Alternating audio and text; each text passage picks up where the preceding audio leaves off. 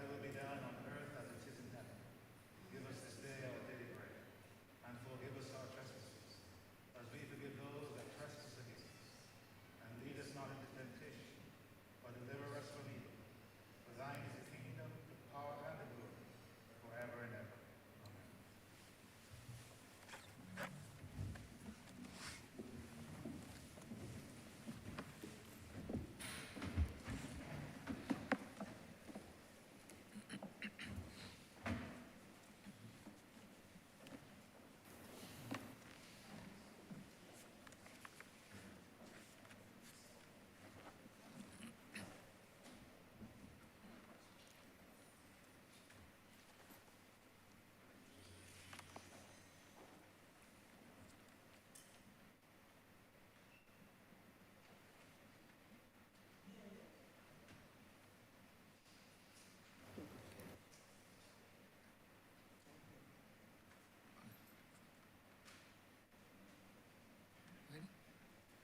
This House is in session. Minutes of the meeting held on Tuesday, June 14th, 2022 to be confirmed. Thank you, Mr. Speaker. I beg to move that the aforesaid minutes be confirmed. The question is that the aforementioned minutes be confirmed. All those honorable members in favor, please say aye. Those against, please say no. Meeting, the ayes have it. The aforementioned minutes are hereby confirmed.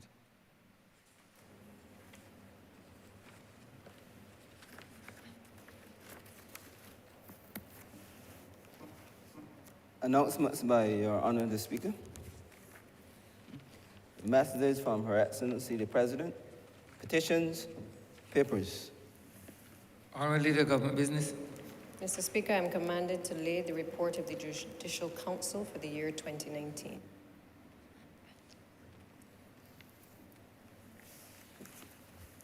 Government notices, private members' notices, notices of questions, reports from select committees, first readings of bills, statements by ministers, congratulatory and/or obituary speeches, personal explanations, motions for leave of absence, oral replies to questions, notices of motions for the adjournment of the House on matters of urgent public importance, orders of the day.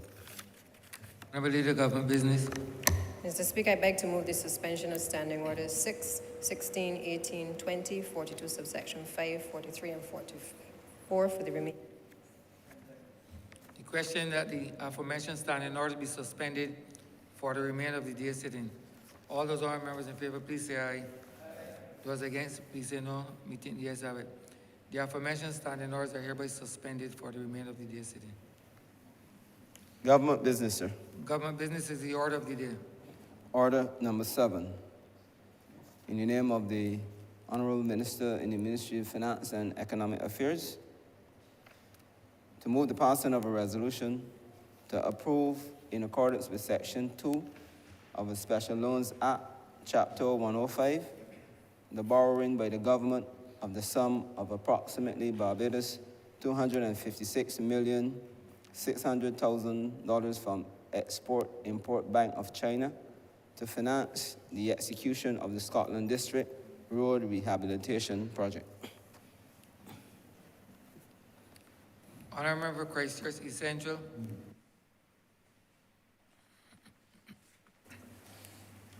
Thank you very much, Mr. Speaker.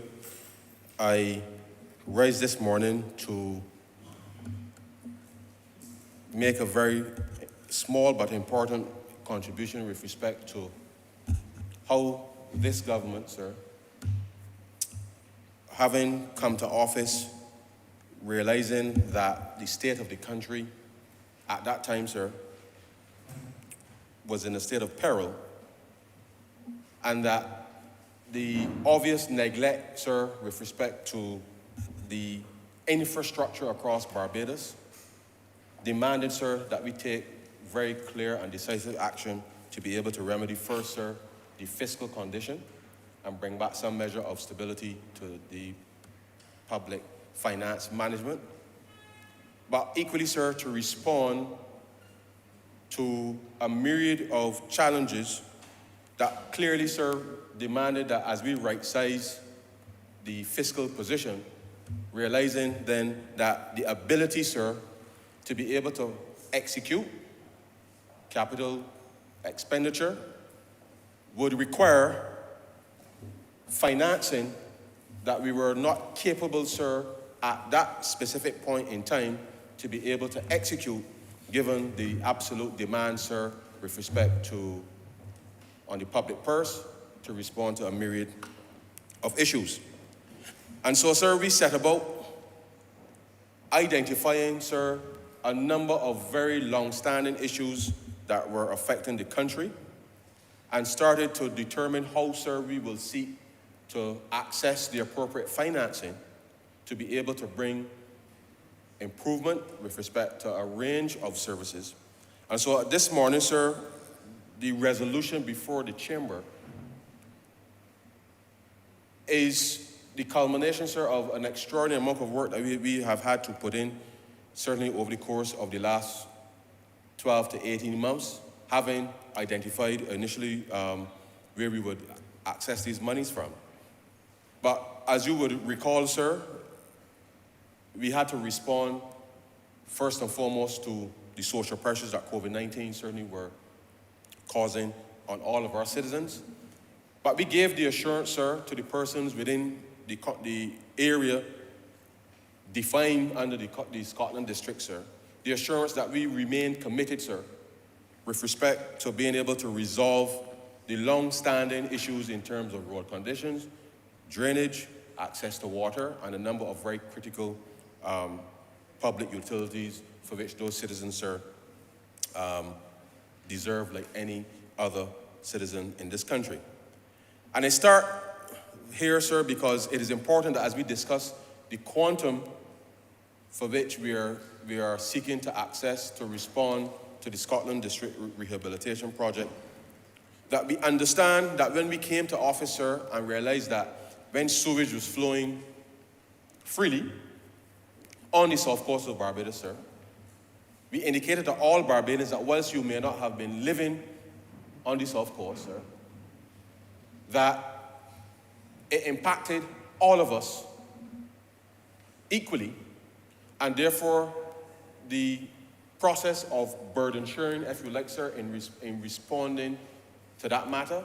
Similarly, sir, I signal to Barbadians that as we go about this specific initiative and start the commencement of the physical works, sir, to be reminded, sir, that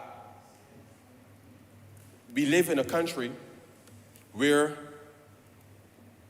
the government has the responsibility, sir, for responding to those very critical things that we cannot do for ourselves, sir.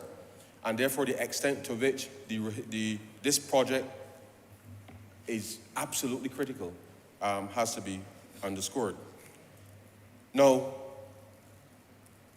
I had a good fortune, sir, last week to do a tour of some of the areas, sir, designated here. And I can tell you, sir, that as a tongue man, one must always appreciate very much, sir, the beauty of the East Coast. And I think all of us in here, sir, we look forward to spending those very good times that we have with our people, sir, in that space once again. But the reality is, sir, that the Scotland District is a special part of Barbados.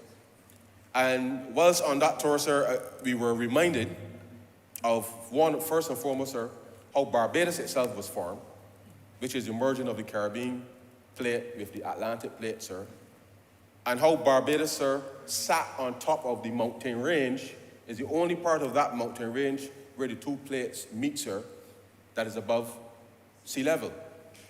And therefore, Barbados, by design, if you like, sir, is a special place. Equally, sir, the Scotland District, representing approximately 1/7, sir, of the physical space of Barbados, because of the geomorphology, sir.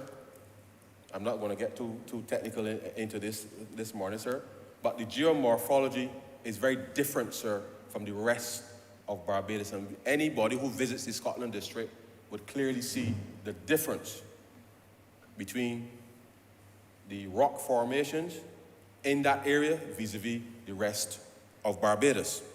So by design, sir, the Scotland District is a special part of Barbados. And therefore, the extent to which, sir, this resolution this morning forms part, sir, of the Special Loans Act, sir, it is important to understand that how we respond to this part of Barbados, sir, is absolutely critical. And I'm proud, sir, to be part of a government that, in spite of all of the challenges that we have been confronted with, sir, over the last 4 years, that we still work, sir, to bring resolution for the ordinary things that matter, sir, in people's lives. And therefore, sir, this quantum of money being asked, approximately 815 million renminbi, sir, which is the Chinese currency, which approximates to $256 million, $6,600,000, that this represents, sir, perhaps the single largest investment, sir, that any government, sir, has undertaken to embark on any part of Barbados, sir. And therefore, I believe, sir, that if the persons who are living within the area designated as the Scotland District can feel a sense of hope and pride that a government, sir, has taken to heart their concerns. And as I say, sir, whilst we may visit the area, obviously persons who live there have a completely different experience to those of us who come from town, sir, and only visit for a short period. But we recognize, sir, that we cannot allow any part of Barbados, sir, to be either cut off or do not have access, sir, to services, whether it is ambulance services, sir, the fire truck has to respond, the police, sir, have to respond in the same way as they do in the urban corridor, sir. People visit for leisure, potential for investment, sir. All of these things matter for the Scotland District, just as they do, sir, for St. Michael or Christchurch or St. Philip or the rest of Barbados. And as we have done, sir, with respect to improving the access of water, particularly, sir, because as I said, sir, the lack of water services when we came to office for these areas were in deplorable state, and we took decisions, sir, with respect to putting on budget over the last 2 fiscal years to help bring relief to the residents of these areas, and I know that that work is continuing by the Barbados Water Authority. I know that today, the residents of these areas are having a better experience with respect to access to water than when we came to office. I know the work is not yet completed, sir, but I believe that the people of Barbados can see the efforts that this government has undertaken to improve the lives of ordinary citizens who reside in these areas. Mr. Speaker, this loan, and I speak in this context because there's been much said in recent times about how much debt the government has undertaken, how it will be repaid, sir. And these are legitimate questions, which, as we have said from the very outset, sir, that in order for us as a country to be able to get out of the situation that we found ourselves in, sir, we simply had to ensure that the monies that we were spending at that time, sir, to finance what was clearly unsustainable debt because of, one, the multiple downgrades that we suffered, sir, which meant that any debt that was issued, sir, attracted a significantly high level of interest, which was literally, sir, choking the life out of this country. And so, having completed the debt restructuring, sir, it has been this government's absolute focus to ensure that any debt that we incur were related not just to the priorities that the country needed to address, but equally, sir, that the cost associated with servicing that debt that the country would be able to undertake.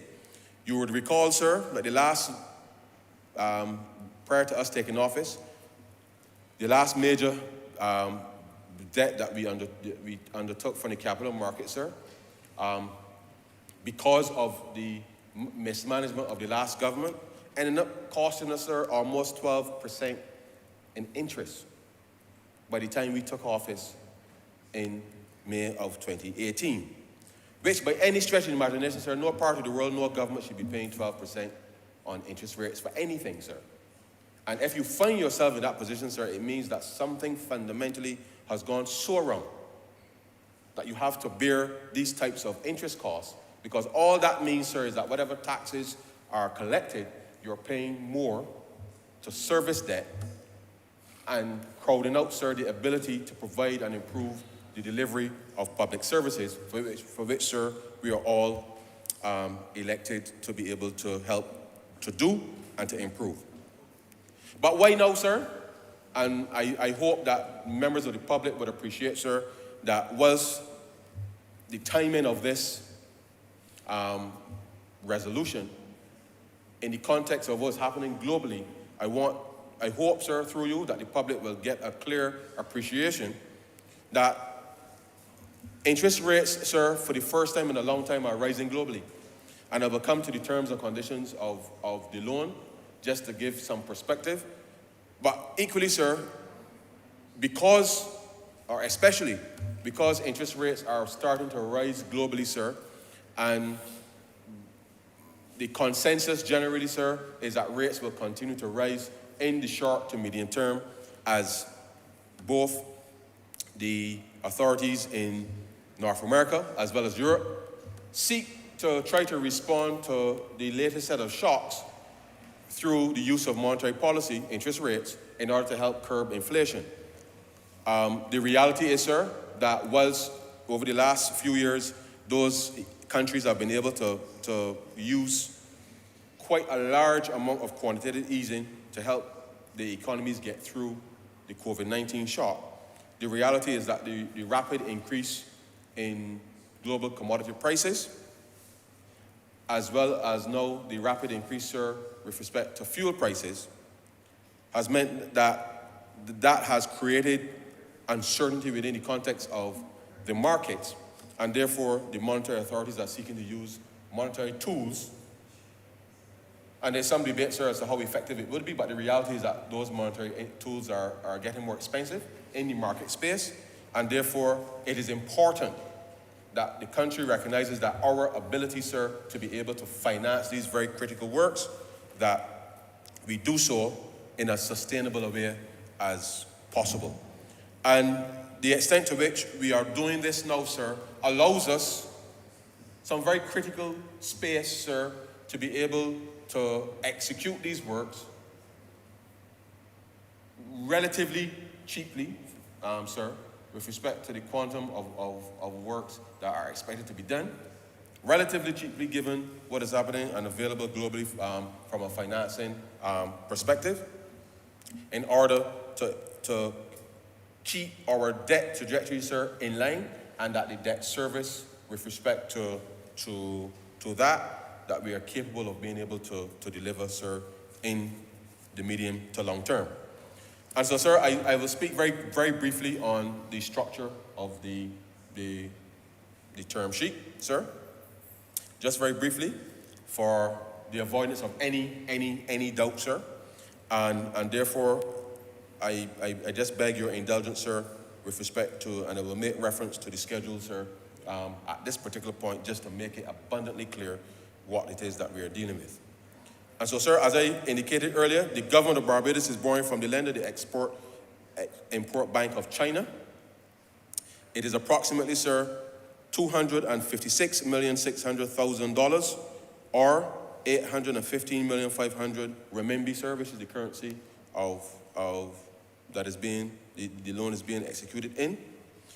The purpose, sir, is to finance the execution of the Scotland District Rehabilitation Project, and the term of the loan, sir, is 20 years. What I want to impress upon the public, sir, through you, is that there will be a grace period of 60 months, sir, from the effective date of the agreement. 60 months, 5 years, sir. 5 years grace period, which means, sir, we have some time and space, sir, to get the works done before we start to repay the loan under the terms and conditions as agreed. 20 years, sir, a grace period of 60 months from the effective date of the agreement. The repayment, sir, will be 31 equal semi-annual installments. And the interest rate, sir, the interest rate is 2% per annum. And for the avoidance of doubt, sir, I remind the public that the last set of borrowings that the government of Barbados undertook prior to us taking office, sir, the cost associated with those loans was in the region of 12%. And therefore, as I indicated earlier, when we undertook the debt restructuring, we recognized, sir, that we still had to continue the financing of the work that we had to do. And having identified this as a priority area, sir, we have sought to secure the most reasonable long-term financing, sir, under quite favorable terms in order to be able to address this very, very, very, very critical part of the country, which, sir, as you would appreciate, if 1/7 of your house, sir, was rendered not capable of being fully occupied, that will concern you. And therefore, as a Barbadian, sir, we must appreciate that the efforts that will be required to rehabilitate the road infrastructure, particularly within the Scotland district, is absolutely important for a whole host of reasons. A whole host of reasons. And I hope that in signaling today the government's absolute commitment, sir, to being able to bring back a measure of pride, and I know that everybody wants to drive on smooth roads, and having done that tour last week, I must admit, sir, a little shame, because there was a few roads that I didn't even realize existed in Barbados, because normally when one goes to Bathsheba, sir, there's a certain route that you take to Bathsheba. But I must admit, sir, that whilst we may all traverse the usual routes to get to and from the East Coast, there are obviously a whole host of other roads that many Barbadians may not be aware of, like myself, sir, I admit it, that require our absolute attention.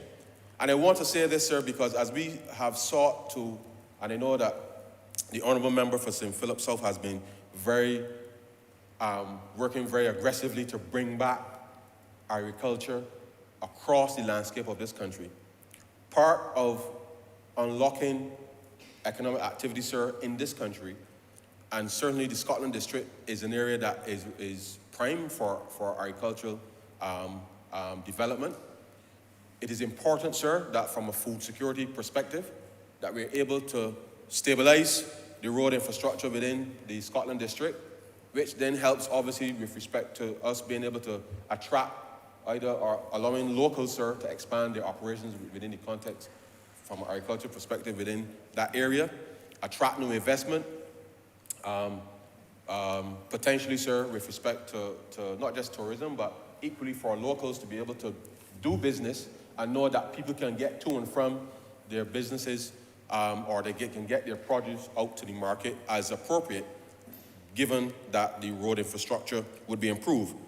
So there are a whole host of reasons, sir, why this is absolutely critical at this time. And it is I hope and pray, sir, that we can have, I keep saying this, sir, I hope that we can get 2, 3, 4 years, sir, of relative ease just to be able to execute on a number of fronts so that Barbadians, sir, can start to feel, I think, generally speaking, a sense that we are turning the corner. I suspect, sir, that with this renewed investment by the government of Barbados into the Scotland district, that once completed, sir, that we will start to see almost like a renaissance, if you like, with respect to a whole host of activities within the Scotland district. Persons residing in the space, sir, will feel no less secure than anybody in town, sir, or Christchurch, where I'm from, and certainly where I represent, sir.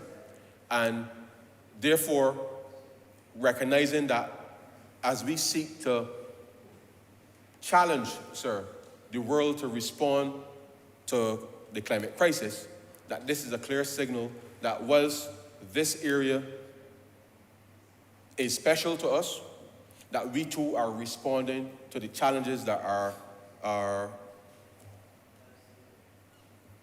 unique, if you like, to the Barbadian circumstance, and that we are, sir, not just talking the talk, but we actually walking the walk by being able to make the appropriate resources available, sir, to be able to improve the lives and the livelihoods for all those who may reside in the space.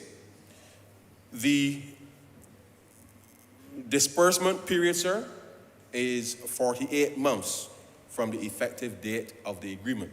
So, effectively, sir, we have 4 years to draw down all of the monies and get the works executed. And let me, I'm not an engineer by any stretch of the imagination, sir, but I know that some design work has to be done because, as you know, sir, because of the unique nature of the space, doing a road in St. Andrew or St. Joseph, sir, is very different from doing a road in Bank Hall or in Kingsland. And therefore, we are absolutely making sure that from an engineering perspective, sir, that we have the best engineering response being done so that whenever the roads are constructed, sir, that it gives the best chance, sir, of the roads actually holding, given that we know that the area is prone certainly to slippage, and therefore a lot of attention will be paid with respect to the engineering side, and therefore I'm sure that the Ministry of Transport and Works and Water Resources will obviously be communicating these with the residents of the areas in a timely manner, such that obviously they will be kept up to date with respect to what is happening within the space. So 48 months, sir, literally, for us to get our designs completed. We've already started building gabions since 2 years ago, sir. We designed a program to help accelerate that, to be able to make sure that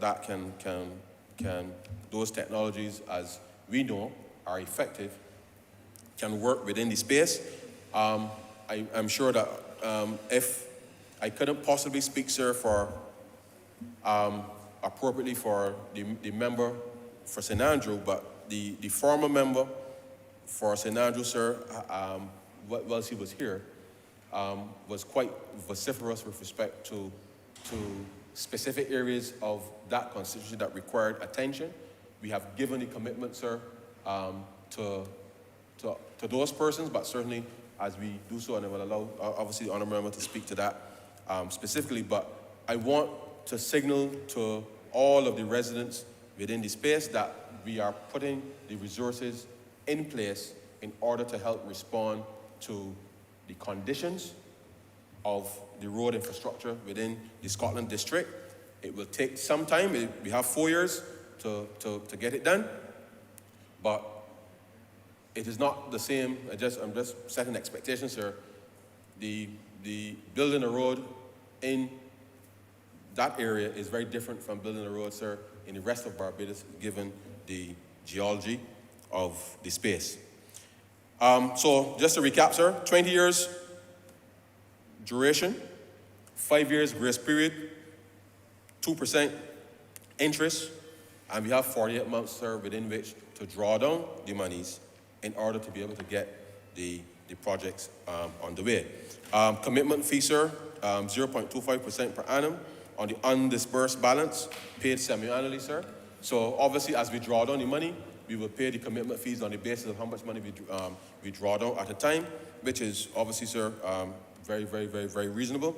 And there's a management fee, sir, on the aggregate amount of approximately Barbados $641,530 payable in one lump sum within 30 days, sir, of the effective date of the agreement.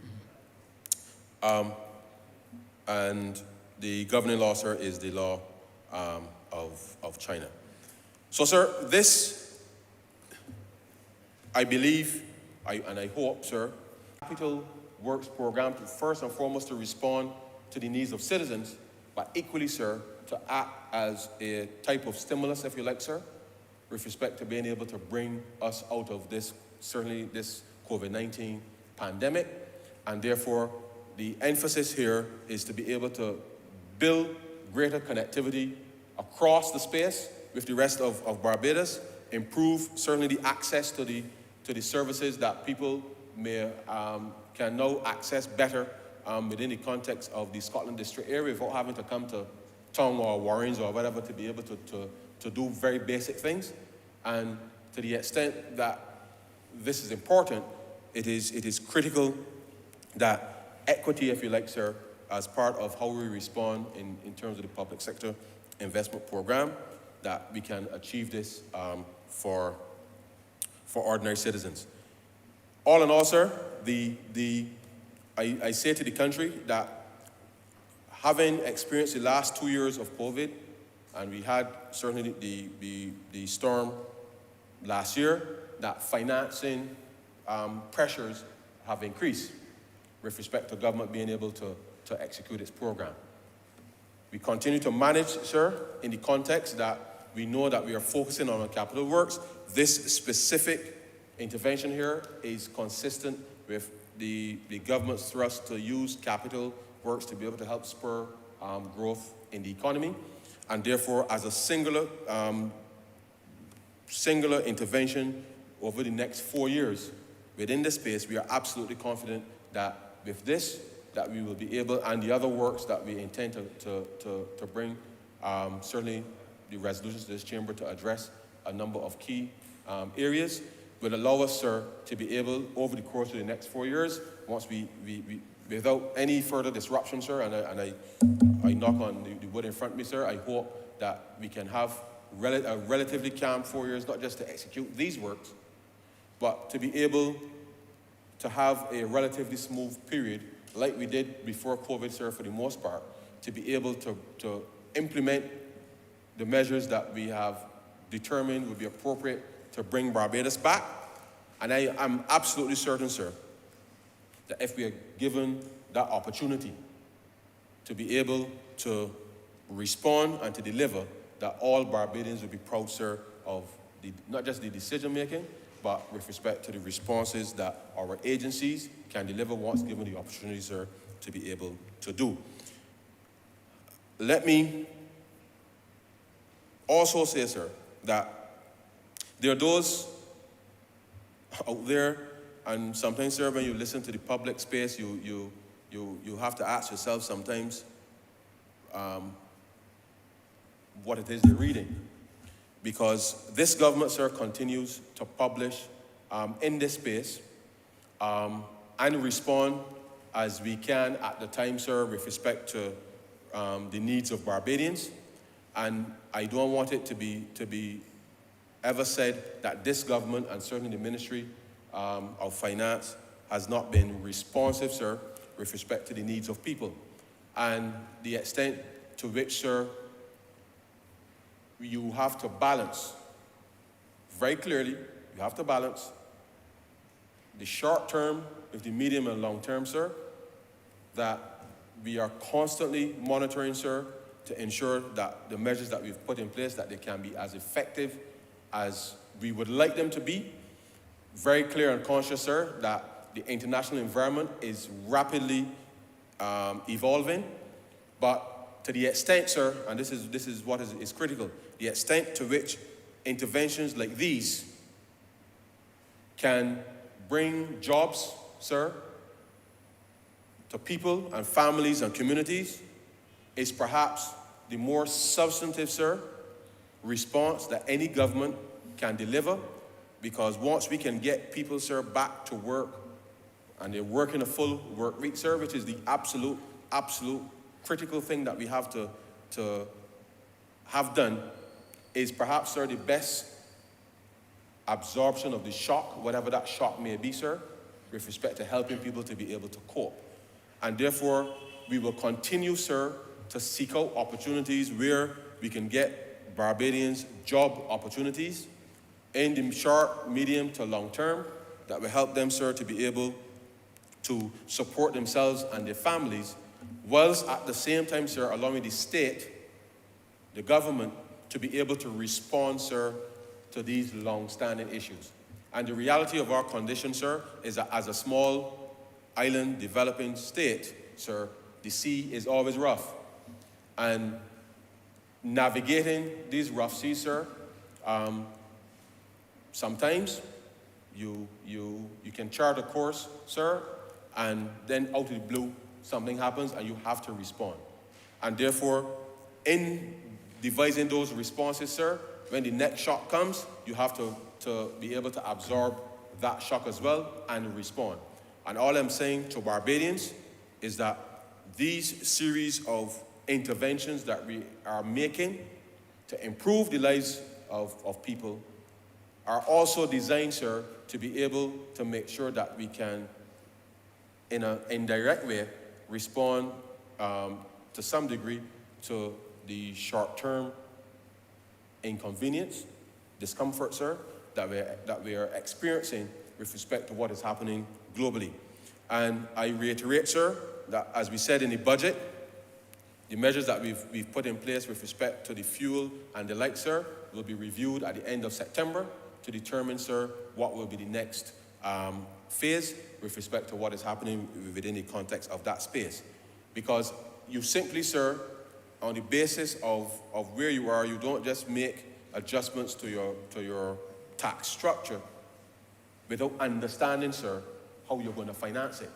And therefore, I say to all those who are making public statements about what to cut and how much to cut it and all of these things, sir, that I come to this chamber and I give members as well as the public the absolute confidence that the government is working through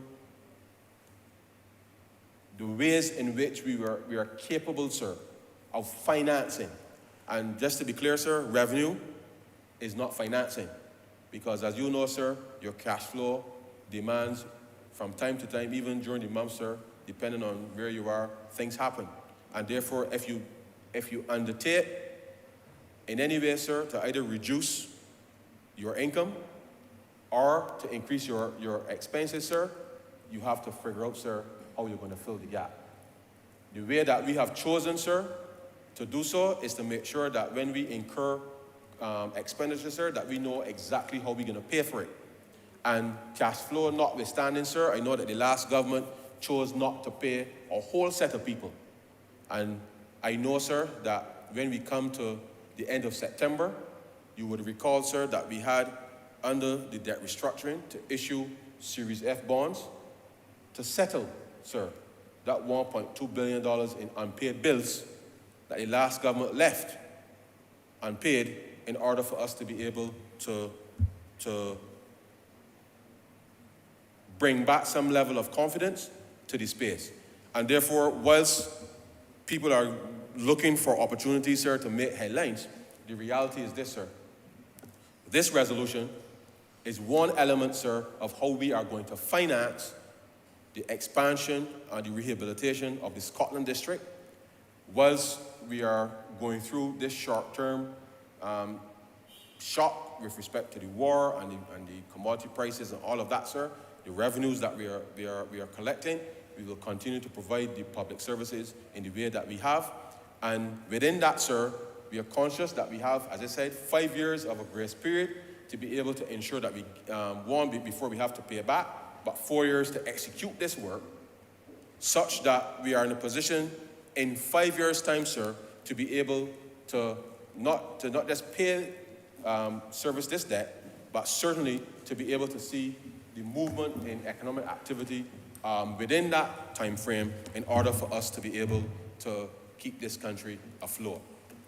There's a lot, sir, that I could say when it comes to financing and all of these types of things, sir, but I fear that may lead the debate in a direction that it is not intended to go today.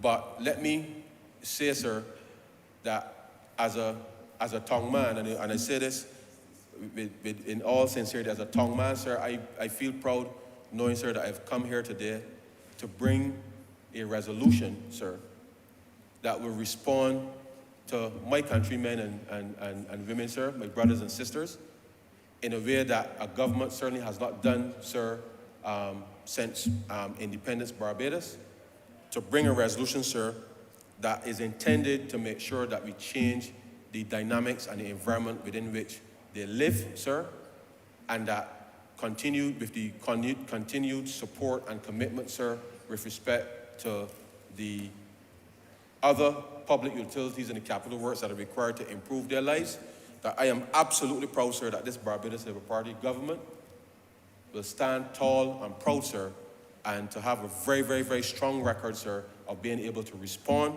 to the needs of ordinary citizens where they cannot, on their own, sir, respond.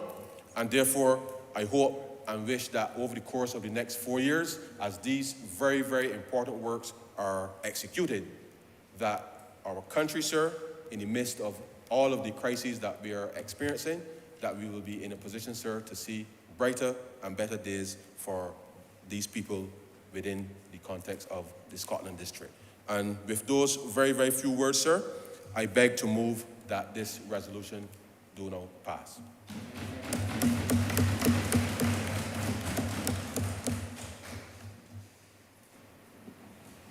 Honourable Leader, Government Business. Thank you, Mr. Speaker. I rise to give my support to this very important resolution, which relates to the Scotland District Rehabilitation Project. First of all, let me commend the Honourable Member for Christchurch East Central, who introduced the resolution, introduced it from the finance perspective, and I know that as one of the members on the finance team, this is a project that has been very near and dear to his heart, as it has been to, I'm sure, all of us who have been in the Scotland District, and certainly those who represent the Scotland District. I want those, sir, at the outset to also say that this resolution could not be here today as well if it wasn't for a wider economic team. As you heard the Honourable Member for Christchurch East Central speak to, there were several decisions that had to be made early on in the Barbados Labour Party's administration in 2018. Those decisions related to making the relevant judgments as it related to our fiscal space, to being able to look holistically at how we were able to get the economy back on track. And it meant that we had to pull from amongst some of the best and the brightest, not only Barbadians, but persons outside of Barbados, to be able to get this country back on track. Mr. Speaker, I have not asked for your permission, but I'm sure that you will not, and honourable members will not have a problem with me mentioning the name of one person in particular who I believe, and certainly in my tenure as Minister of Transport and Works, has been extremely important to the process to get us to the point that we are here today, and that person is Dr. Kevin Greenidge, who is the Senior Economic Advisor to the Government of Barbados. I say that, sir, because Dr. Greenidge has been leading the charge with us, both the Honourable Member for St. Andrew and myself, the Permanent Secretary and others in the Ministry of Transport, to continue the great work started by my other colleagues, but also to help us to be able to work with the Complant team, who is responsible for the building out of this project and making this project a reality. And he has been the key person on behalf of the government negotiating and providing us with the necessary information to be able to make this project take off. And so I really want to express sincere thanks to him and to allow the record to reflect his significant contribution in getting us to this point. The previous ministers also, sir, have been able to worked assiduously prior to me. I want to mention them as well. The member for St. Michael West, Christchurch West Central, St. Michael West Central, St. Peter, Christchurch West, and St. John have all played an integral role and St. Lucie, in making sure that we have been able to work with the People's Republic of China, and also in relation to the Exim Bank, to be able to prepare all of the necessary documentation in order to get us to this point today. And of course, I would have to also refer to my colleague as well, the Honourable Attorney General and his team, because this could not be here today without the review of the necessary contractual documentation by both the legal team in the Ministry of Transport and Works and also the legal team, certainly through the CPC Solicitor General and the Attorney General's chambers. And so therefore, sir, I start there because I think it is important to pay due respect to the people who have gotten us to the point today where a lot of the long talk and the promises that have been made repeatedly to the people in the Scotland district is now being signaled today for the first time that the Barbados Labour Party administration has not only said it would deliver, but it is finally at the point through this resolution, sir, being able to deliver on the road infrastructure network that is necessary for the Scotland district. This loan, which is 230 million Barbados dollars or US 115 million,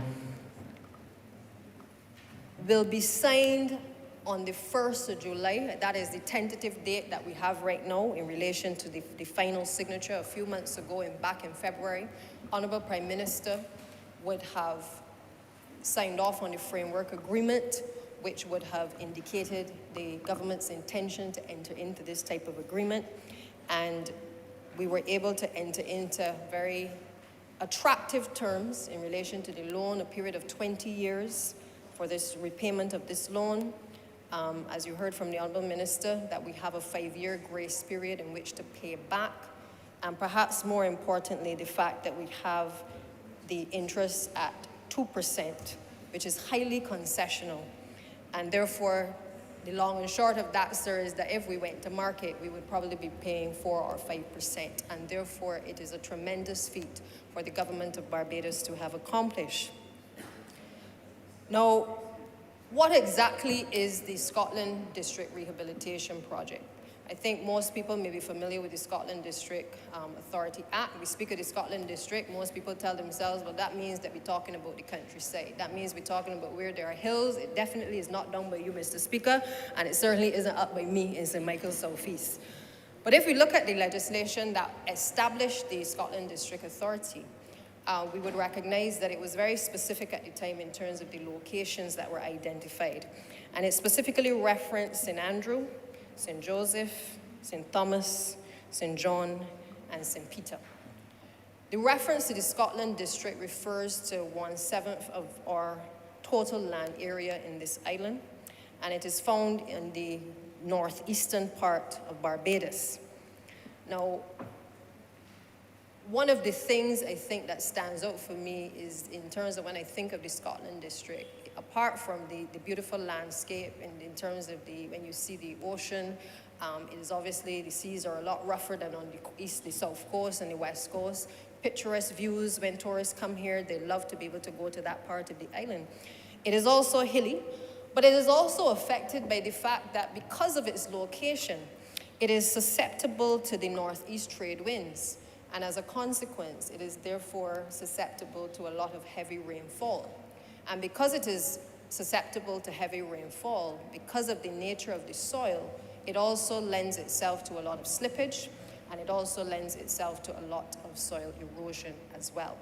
So this 1/7 of our island, we've had to pay particular attention to because there are people who live there like us, who have, for whatever reason, have not chosen by their own means to be there, but found themselves there, have continued to live in these areas, and therefore, as Barbadians, as a Barbados government, we have a responsibility to make sure that if we can access the resources, that we're able to make sure that those persons are comfortable.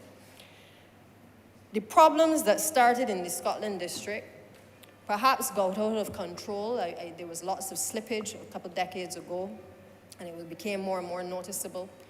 And the truth of the matter is that it was not contained in the way that perhaps it should have been. If you don't have access to the resources, financial resources, and the priorities may be a little different at the time, you're not going to be able to put the sort of money that is necessary to be able to inject into a project such as this. And therefore, the fact that the Barbados Labour Party back in 2007, before it demitted office, was prepared to pass a piece of legislation known as the Scotland District Authority Act, I believe signaled then its intention to make sure that we were able to start the process of really zooming in on this particular piece of our geography, and to try to find ways to ensure that the people who live there could be comfortable. We decided to prioritize this. I mean, we've been affected by the pandemic, we've been affected by Hurricane Elsa, we've been affected by the war in the Ukraine, we've been affected by the freak storm. But despite the fact that we've been affected by all of these things, a conscious decision was taken to ensure that the work that was done back in 2007, before the Barbados Labour Party left office, that when we came in 2018, in spite of all of these challenges, that we were prepared to continue the work that we had started, because we understood the significance of making sure that we look after not some Barbadians, but we look after all Barbadians. And I will reiterate that you can't win 30 seats in a country and pick and choose who you allocate resources to. It requires a different level of drilling down to prioritize the things that are now important, because you are pulling from the same set of resources, but now you have 30 constituencies that you must ensure that you are able to allocate resources to. But we understood that the road conditions in the Scotland district were insufficient in many cases. Sometimes you will see roads that the roads are very narrow, the width of the roads doesn't allow the vehicles to pass easily. We also recognize that in many cases you had serious cracks in the road. You also have a situation where the drainage system for most of the roads in the Scotland district have again not been properly catered for over the years.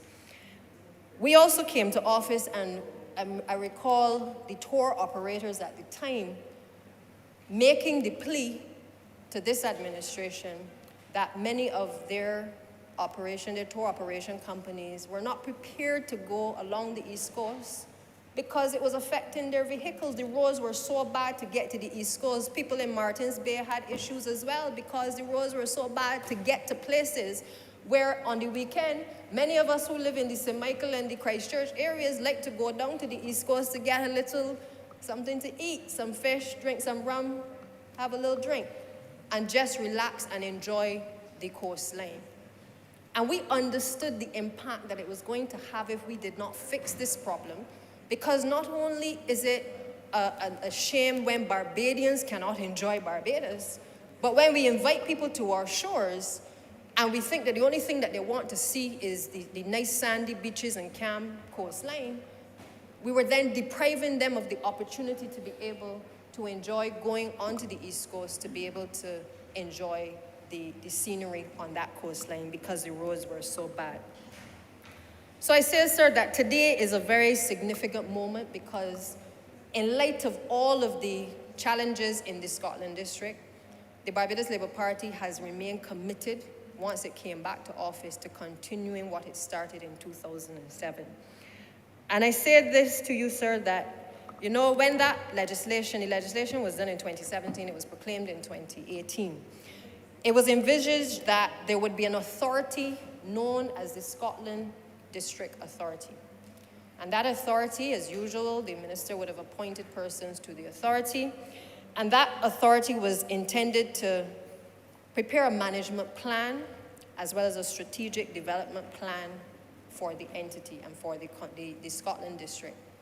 And it was intended to do that, sir, looking at the issues that were particular to that particular location, the issues in terms of both conservation, in terms of being able to preserve the natural beauty of the Scotland district, to look at the research that was going to be necessary for that area, because as I said earlier, the soil is different, and therefore it requires a different focus in terms of what type of materials we use in order to be able to prevent the erosion on the coastline.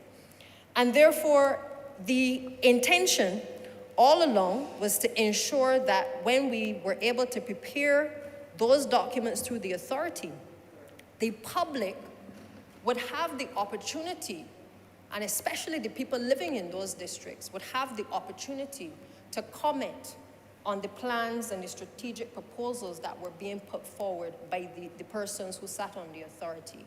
So you had a say as a resident of St. Andrews, St. Joseph, St. John, St. Peter, to be able to comment on what the proposals were going to be for the Scotland district.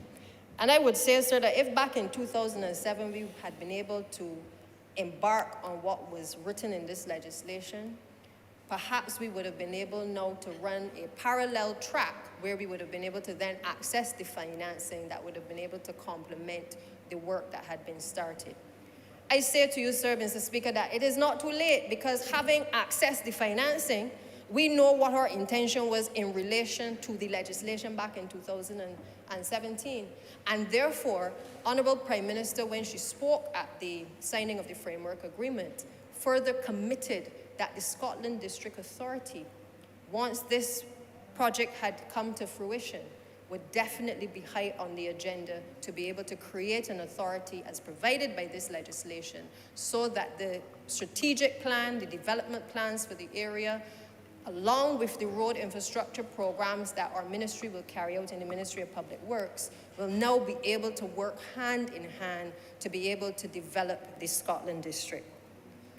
I say to you, sir, that again, this speaks to the inclusive nature because of this administration, because we don't just, we've gone ahead and yes, identified roads that we want to ensure that are done in this project, but it is important that the people who live in these communities who will benefit from this road infrastructure development also have an opportunity to be able to indicate to us as policymakers some of the things that they would like to see, and to be able to impart some of their own local knowledge into the plans and the strategic development for that area.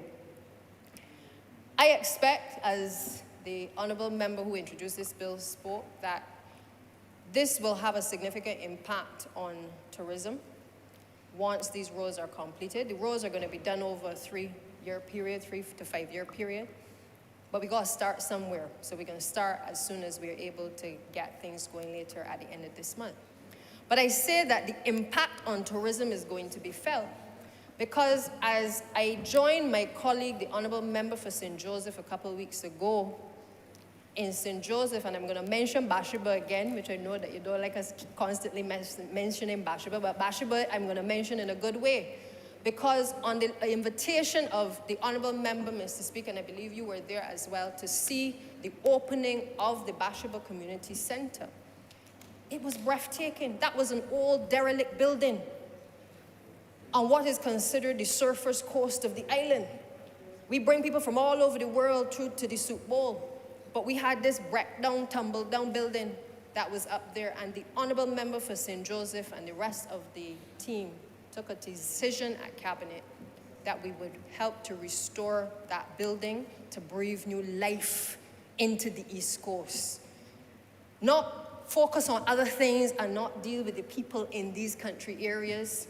We took a decision that we understood that it was of value to the people of that community, but that it was also intended to bring significant economic impact and tourism impact to the tourists who would also come to the island to participate in that facility.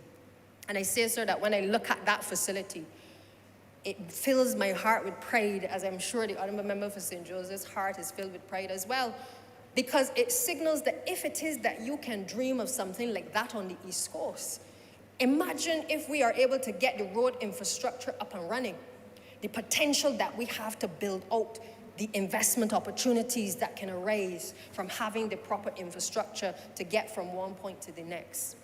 It also signals, sir, that for the people who are in the agricultural sector, Nobody likes to know that they go in the country and they ensure how they're going to be able to move the products or the roads, whether the roads that they go move the products on, if they are going to be unsuitable and not roadworthy to be able to move and to traverse with their products, sir.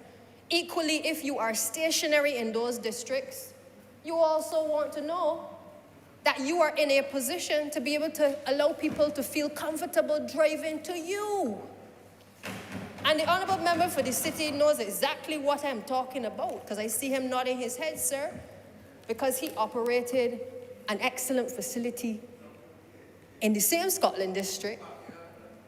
And the roads to get to him, I know, are also on the agenda to get fixed, to get there. And that in itself, sir, has tremendous potential, not only as a facility for reform, but it also has potential, and we've spoken about this, to be able to add another element in terms of an educational facility as well into the landscape for education in Barbados. And sir, I hope that with the easier access that is going to come about by this particular project, to get to the Fun Ranch and to get to Bathsheba and to get to all of the other areas across the Scotland district, sir, that people are incentivized now to be able to start to think about investing in these parts of our island. I think, sir, that this particular resolution also lends itself to relevant collaborations with other ministries. The Ministry of the Environment, sir, and I know that the Honourable Minister is extremely passionate about these issues when it comes to the environment. I'm sure if he speaks in this debate today, he is going to talk about all the forestry and all the vegetation that is necessary to ensure that while we are building roads, that we are preserving the gecko and we are preserving all of the reptiles across this country, sir. He will speak to those things because he understands that this is not just about building roads. This is also about ensuring that we protect and preserve the environment. And we understood even back when we came to office, sir, that we had to look at the issues of the soil erosion. We started to look at the Gabion building. Number of men and women across this country, sir, were employed under the Ministry of Transport and Works to be able to go into the Scotland district to start to learn for the first time ever in their lives how to build gabions in this country. And sir, that work that has been put in over the last couple of years is going to pay dividends over the next couple of months, because it means that we don't have to import people in order to build gabions, that we can have our people working alongside other people to build the gabions and to reinforce the structures across the Scotland district. That is what it means, sir. It means that in terms of the continued preservation of the gabions, that we also have a cadre of young men and women who for the first time will be able to offer those services to be able to continue to maintain and preserve the investment that we are making by the value of this loan here today, sir.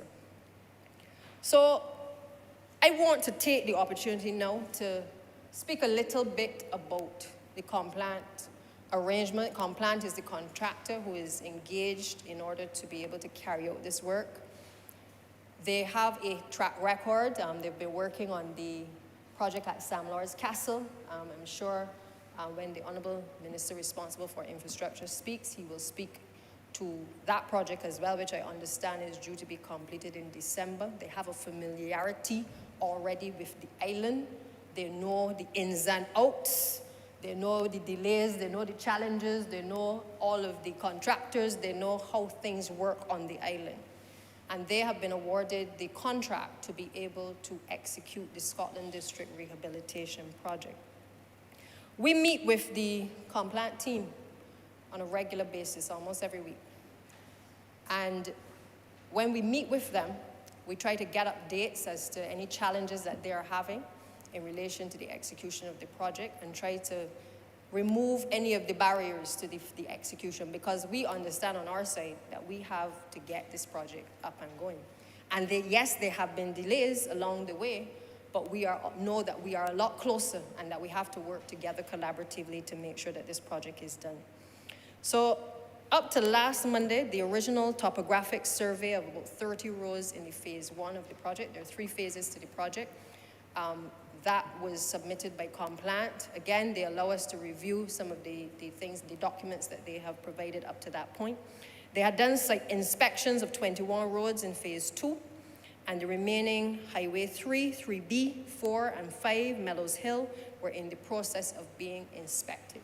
The Chinese team is on the ground, and they're working with our consultants as well as the officers from the Ministry of Public Works to ensure that we are able to drill down all of the fine details to be able to get this project going. They've also been doing site visits on the bridges as well, and on other roads that maybe need to be considered.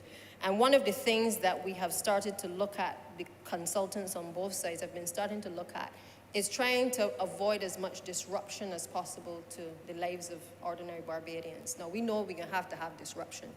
And that conversation, you can't avoid that conversation, because there will be disruption, whether it is in the form of dust, diversions, or anything else, simply because if we are to get this work accelerated and to make the most of the funds that have been allocated to us for this project, we are going to obviously have to close roads in some cases. So I ask the public, those who live in these districts, I mean, at the appropriate time, the contractors and certainly the ministry will issue the relevant notifications to advise the public as to when the road works are due to start. And we ask for your cooperation and certainly your patience in working with us to be able to allow the teams to be able to execute these works in the time frame that has been provided. There's also been work being done on the bill of quantities, because as, again, the honourable member who introduced the bill said, you know, you don't just sign a contract for roads and then, you know, expect that it all happens. There are a number of little pieces that have to be put in place apart from the legal and the design work. There's also bill of quantities. You got to know how much kilometers of road you're actually doing, what kind of material you're going to have to use. You have to know what the cost is going to be so that we can be able to allocate for each road a costing for that road, and then be able to have the relevant contractors being able to work on the project. So we have determined that the project will commence with the work on 2 sample roads, the Vaughan's Road, number 1, and Shorey Village in St. Andrew. And we have already seen the preliminary designs for these 2 roads. Those have been already completed. The foundation materials for the 2 roads were sent to the ministry's laboratory for testing. And let me just say that the Ministry of Transport and Works has a fantastic lab in need of some improvement and perhaps a fee restructuring, and we're working on that. The Honourable Minister of Finance will be happy to hear that.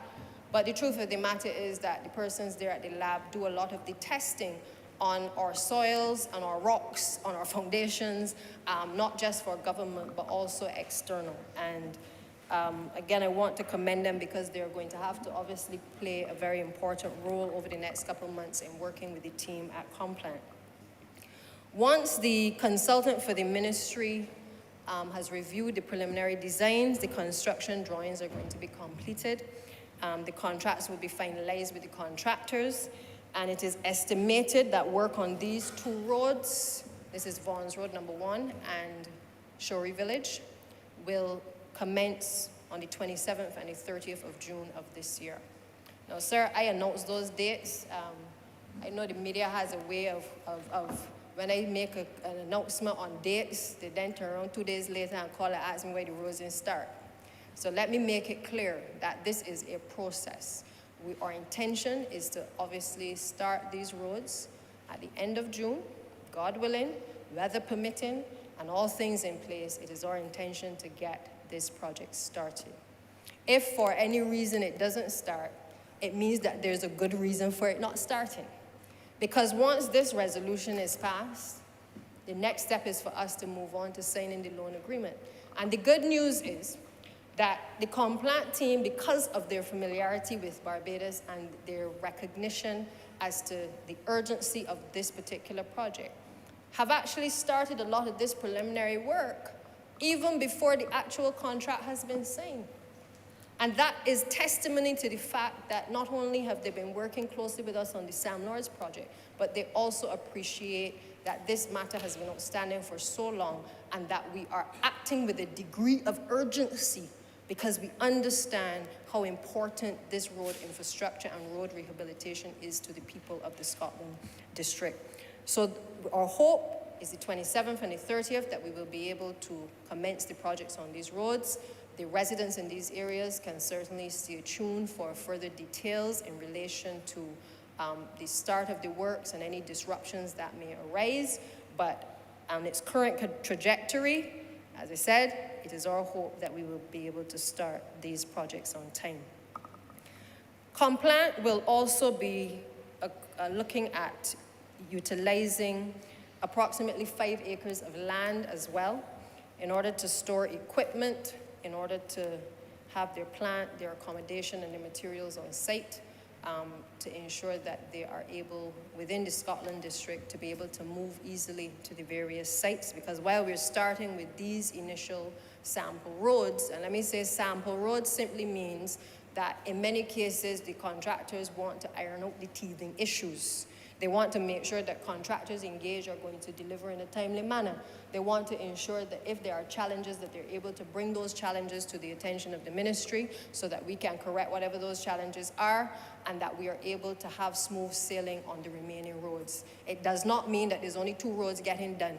It means that you've got to start somewhere and to make sure that you have all of the coordinated efforts with all of the utility companies and that all of the communication is running smoothly so that you can execute the project correctly.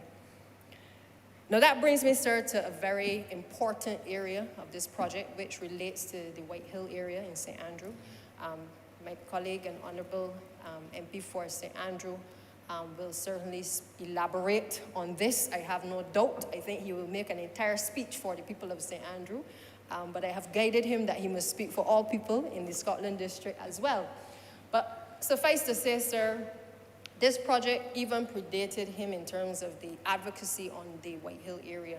I think all of us are acutely aware of the issues of slippage, the pleas made by the former representative for St. Andrew, articulating the case of the people, the disruption that was caused by the slippage and the loss of homes to people in that area.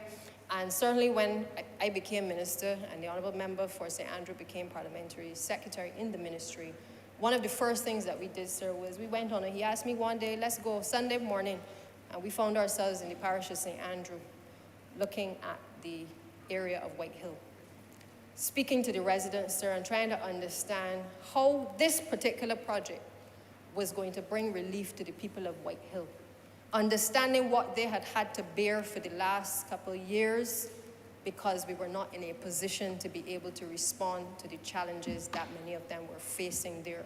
You know, sir, when I hear people say, ma'am, I want to be able to get the sanitation truck to come up the hill, but people don't want to come up here because the road bad.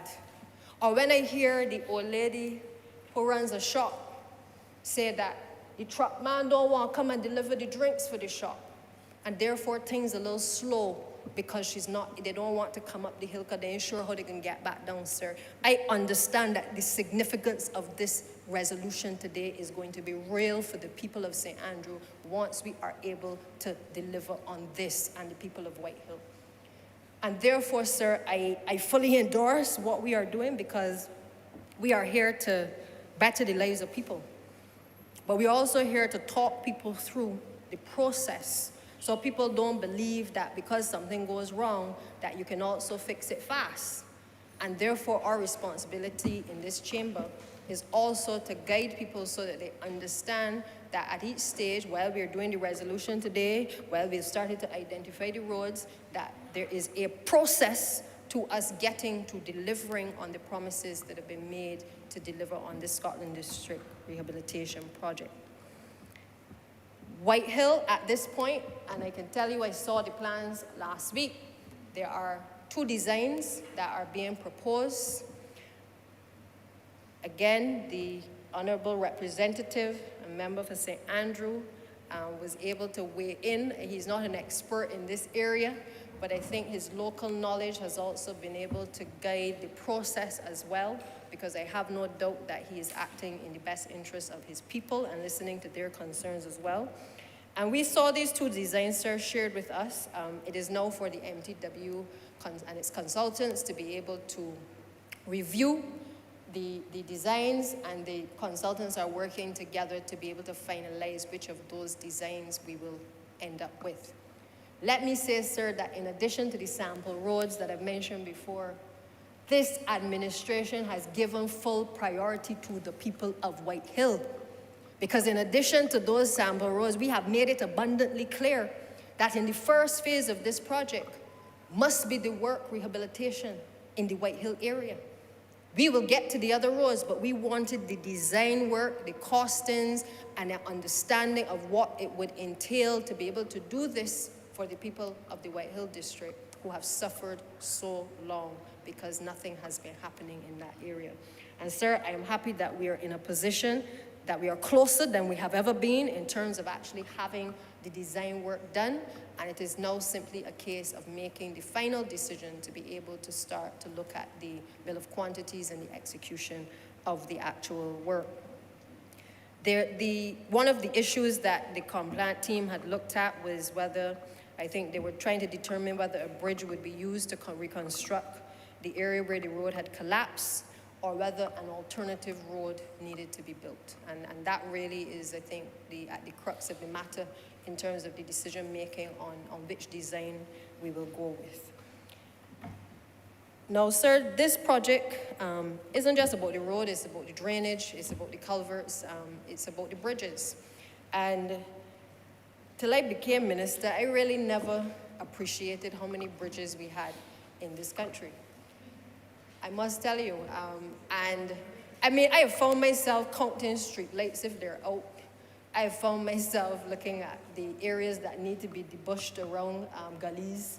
I think once you assume this role as minister, you become a little bit more acutely aware of your surroundings and of infrastructure generally. You become sensitive to the concerns of water in a way that you perhaps never may have thought about it before, especially when people are not getting water coming to their taps or haven't seen water for a number of years. And so I have become more sensitive and certainly more acutely aware of the issue of bridges and the fact that in many instances we have seen the deterioration of our bridges across the Scotland district. When I asked, as a result of the Bordens Bridge, we had a situation with Bordens Bridge where it was felt that the bridge needed to be closed because at that time it appeared very unsafe and we weren't sure in terms of the weight that it could continue to carry. You know, bearing in mind that these bridges were built several hundred years ago, and in terms of our ability, even as respective administrations, to maintain some of these things, have not been very good at doing that, sir, over the years. And therefore, we have been very fortunate over the years that we have not lost any lives because of the lack of ongoing maintenance at a number of these locations. But the Bordens Bridge, and again, I toured with the Honourable Representative for St. Andrew, we had to make a decision that because what was happening was that people in the parish of St. Andrew, because so many of the bridges had been closed off and for such a long time with no decision being made as to what to do with them, found themselves in a situation where, especially with the rising cost of fuel, had to traverse long distances in order to get out to St. Andrew to get to town. Now, I am sure we can all appreciate the extra burden that is created by having to do that. But equally, we also recognize that we also have a responsibility to find the resources in order to be able to prioritize which bridges and which part of the network we needed to fix most urgently. And so we asked the officers within the ministry to do a comprehensive inspection of the various bridges across the island and across the parishes, particularly in the Scotland district. The truth of the matter is that the last comprehensive study was actually done back in 1985 by a company called Islands Engineering Group. And they did the survey on bridges and culverts. I said 1985, sir. I didn't say 2005. I didn't say 2015. I said 1985 is the last report on our bridges, comprehensive in this country. And therefore, that report at the time highlighted that a number of the bridges were either in fair to very poor condition in St. Andrew. It highlighted that there were 21 bridges actually in St. Andrew that were fair to very poor. about 8 in St. Joseph that were fair to poor. In St. Thomas, we had 7 that were found to be average, and in St. John, 4 were average to poor. But I have no doubt in my mind, I can hear the residents in these areas, I can hear Honourable Member for St. Thomas whispering under her breath that if it was at that state in 1985, well, I'm sure all of them now will have to be saying that they are poor, poor, very poor in terms of their condition, because many of them, yes, Honourable Member, I don't think pop down is a parliamentary term, but I totally agree with you. I'm sure the public can relate to that. The fact of the matter is, sir, that having closed a number of these bridges, we have to make sure that we have a plan in place now to start the reopening. Fortunately for us, we were able to locate a bridge that had been brought in, a steel bridge that had been brought in a few years ago, a temporary bridge. Under the Barbados Party, before 2008. I am reminded that it was brought in by the Barbados Labour Party. And we were able to commission that the bridge would be demolished, the structure there would be demolished because it was unsafe, and that we would seek to have this particular structure, albeit temporary, utilized to be able to allow access for the people who live and traverse in the Bordens area. Now, sir, I just want to say quickly that, technology is changing, and, we had the benefit perhaps of the construction of these older bridges 100 years ago, 300 years ago, because at that time we were perhaps using the slaves to build the bridges. Today, technology has advanced to the point where we have steel bridges that in many cases are lasting 15, 20, even more years. And throughout the region, we're seeing a number of these types of structures being used. I beg to ask the question of my staff, well, how can a bridge that has been intended for being temporary become so permanent? And the simple reason is because the cost that has been touted to reconstruct a bridge is in the region of $5 million. To actually do the temporary bridges, however, we have been given some estimates in the region of $1 to $2 million, sir. So the fact that we have so many bridges that are in a state of disrepair, you can do the math. We can't repair all of them at $5 million back to the condition they used to be in. But perhaps what we can do by prioritizing them now, and in particular under the Scotland District Rehabilitation Project, is to look at those areas where, as a matter of urgency, we need to get those roads and those bridges back into operation and try to focus on those. So I want to make it clear, we can't do all the bridges under this project. But what we commit to is, with the assessment that is being done, being able to prioritize those particular bridges, which will give easy access to the people living in those communities to avoid them having to traverse long distances in order to get to the places where they need to get to. This project will also, sir, provide not just the team at Complant with an opportunity to execute this project, but local contractors are being utilized as well. A number of the persons working on these projects are local people. A number of the people on the design teams are local. The companies here have been engaged in order to be able to assist the technical teams from Complant to be able to execute. We also will see through those companies engaged to do the roads that we're going to obviously have more employment being generated for persons involved in road building as well. And the truth of the matter is that while everybody can't work on the road, I am sure if I cast and you cast your mind back, Mr. Speaker, to the days under the big boom in construction in this country under the Oenatha administration, men and women in this country were very, very happy when construction was taking place. Men were able to afford to put down a drink at a rum shop and buy a round of drinks for the friends.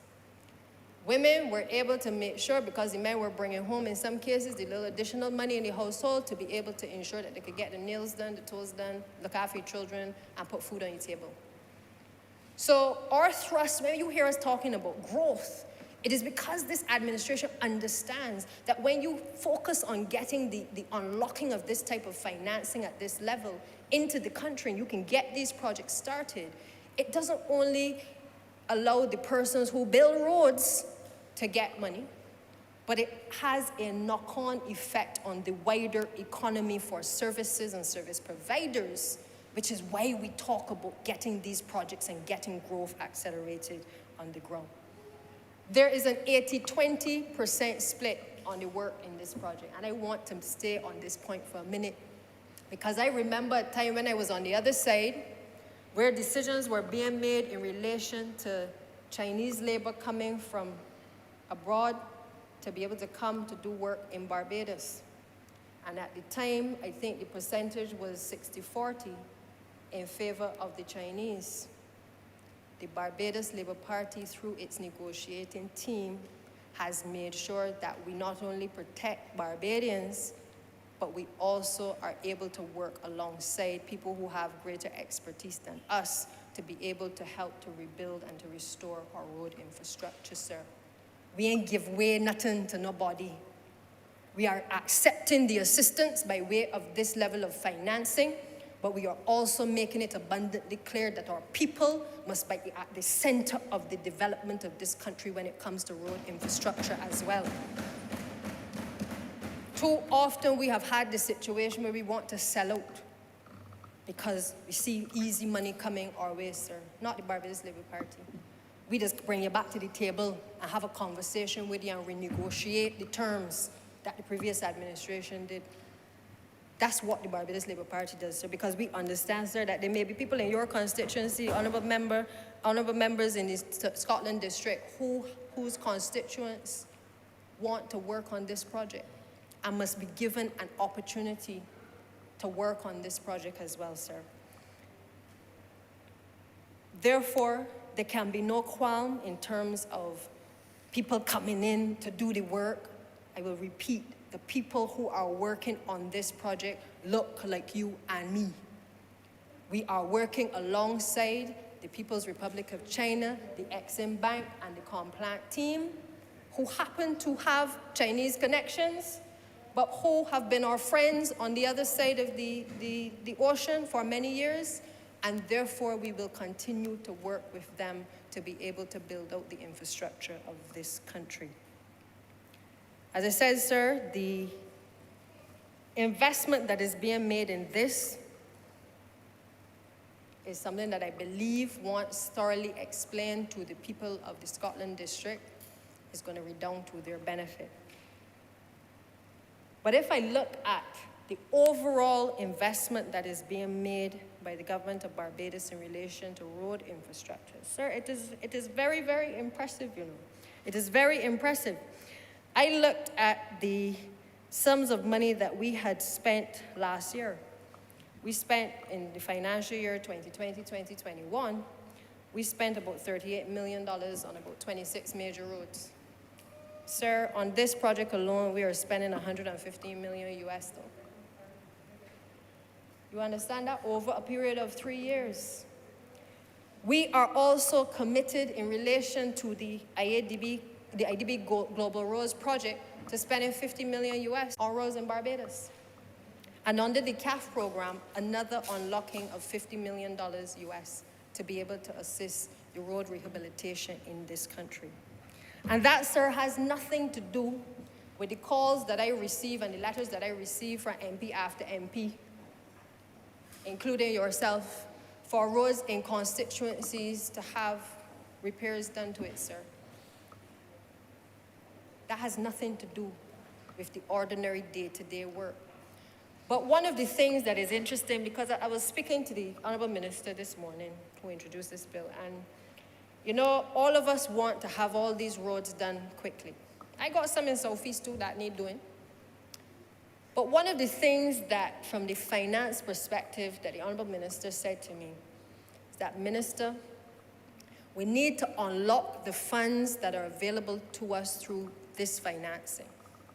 And we need to prioritize that because we got to pay back this money.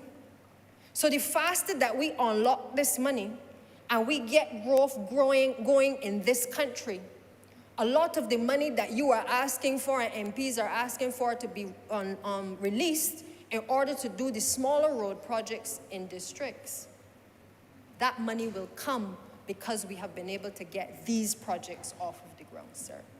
Sir, I don't have no finance background, but I understand common sense. And what he is telling me is that you can't do everything all one time.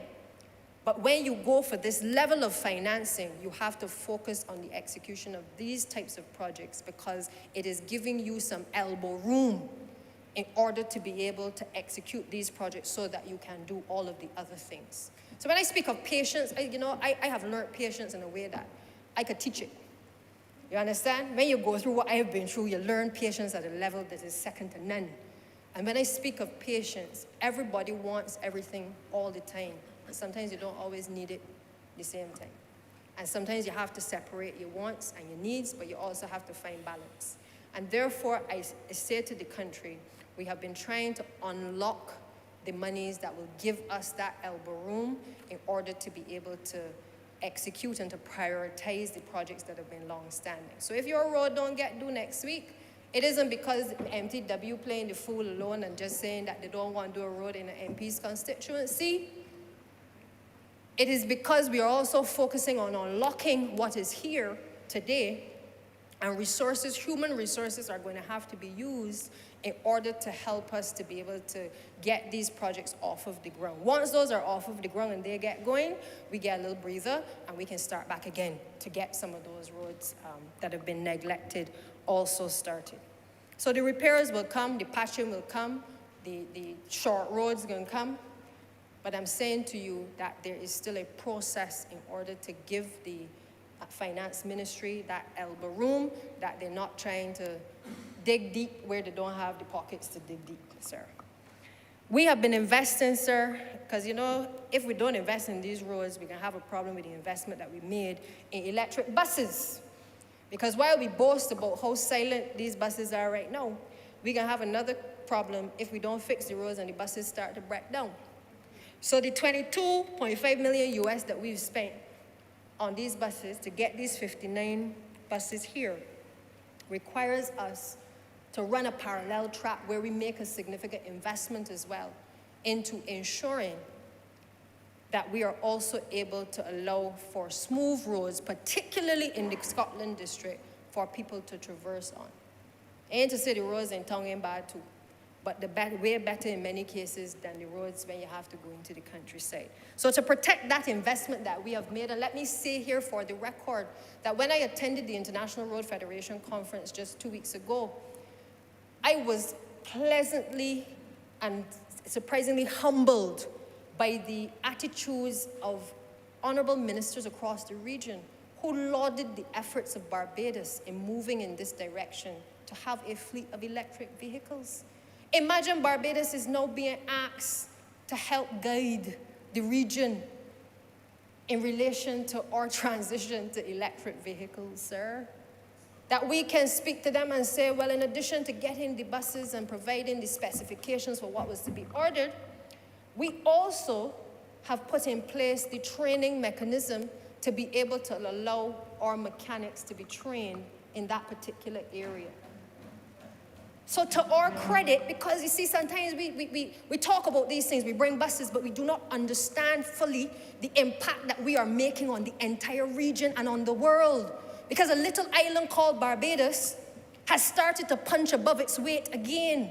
And the rest of the Caribbean is also watching very closely to see how Barbados will manage on this journey, because it has started to do what it used to do many decades ago, sir. So the electric bus project, to our credit,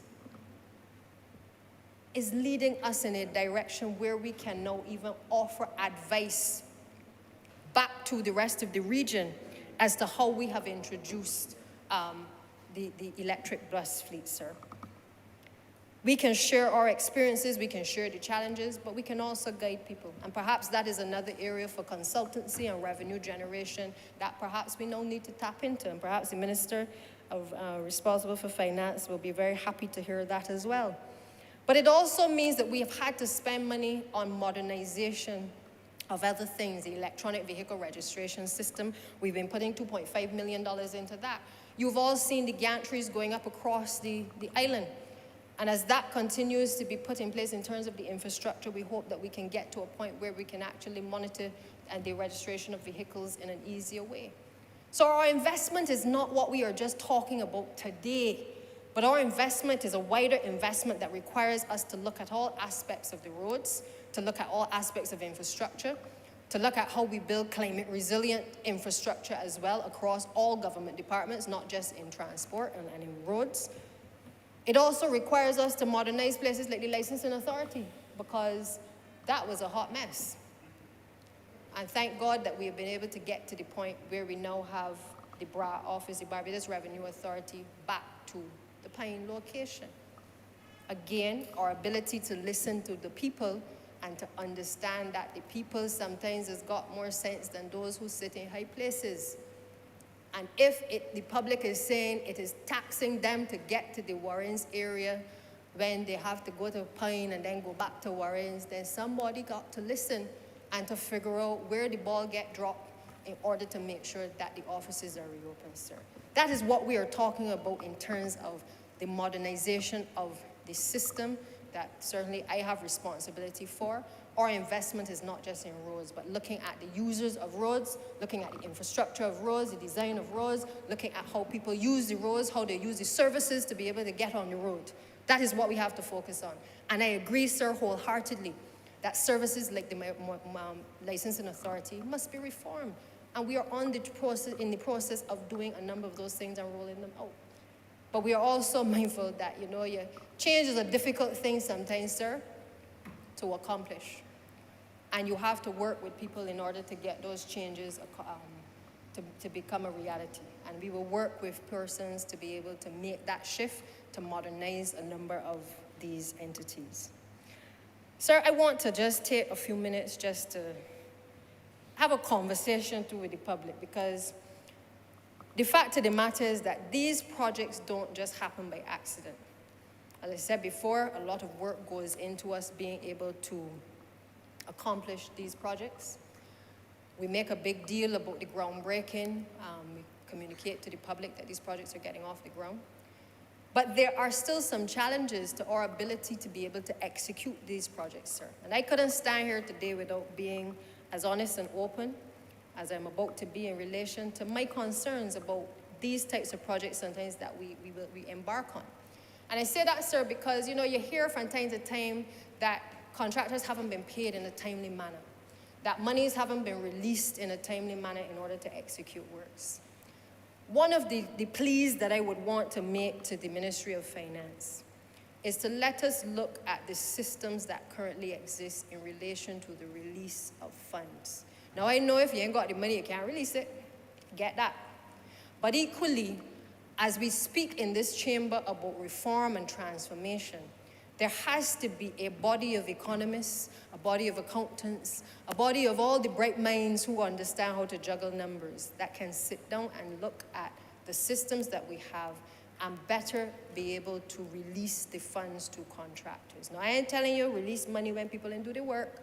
I'm saying that our systems need to be deconstructed in many ways to allow for the free flowing of those funds, to allow contractors to mobilize. If they can't mobilize for what, if it is because an officer hasn't sent up the file or information ain't been entered in the system, it is a delay to the people of this country in getting the projects off of the ground.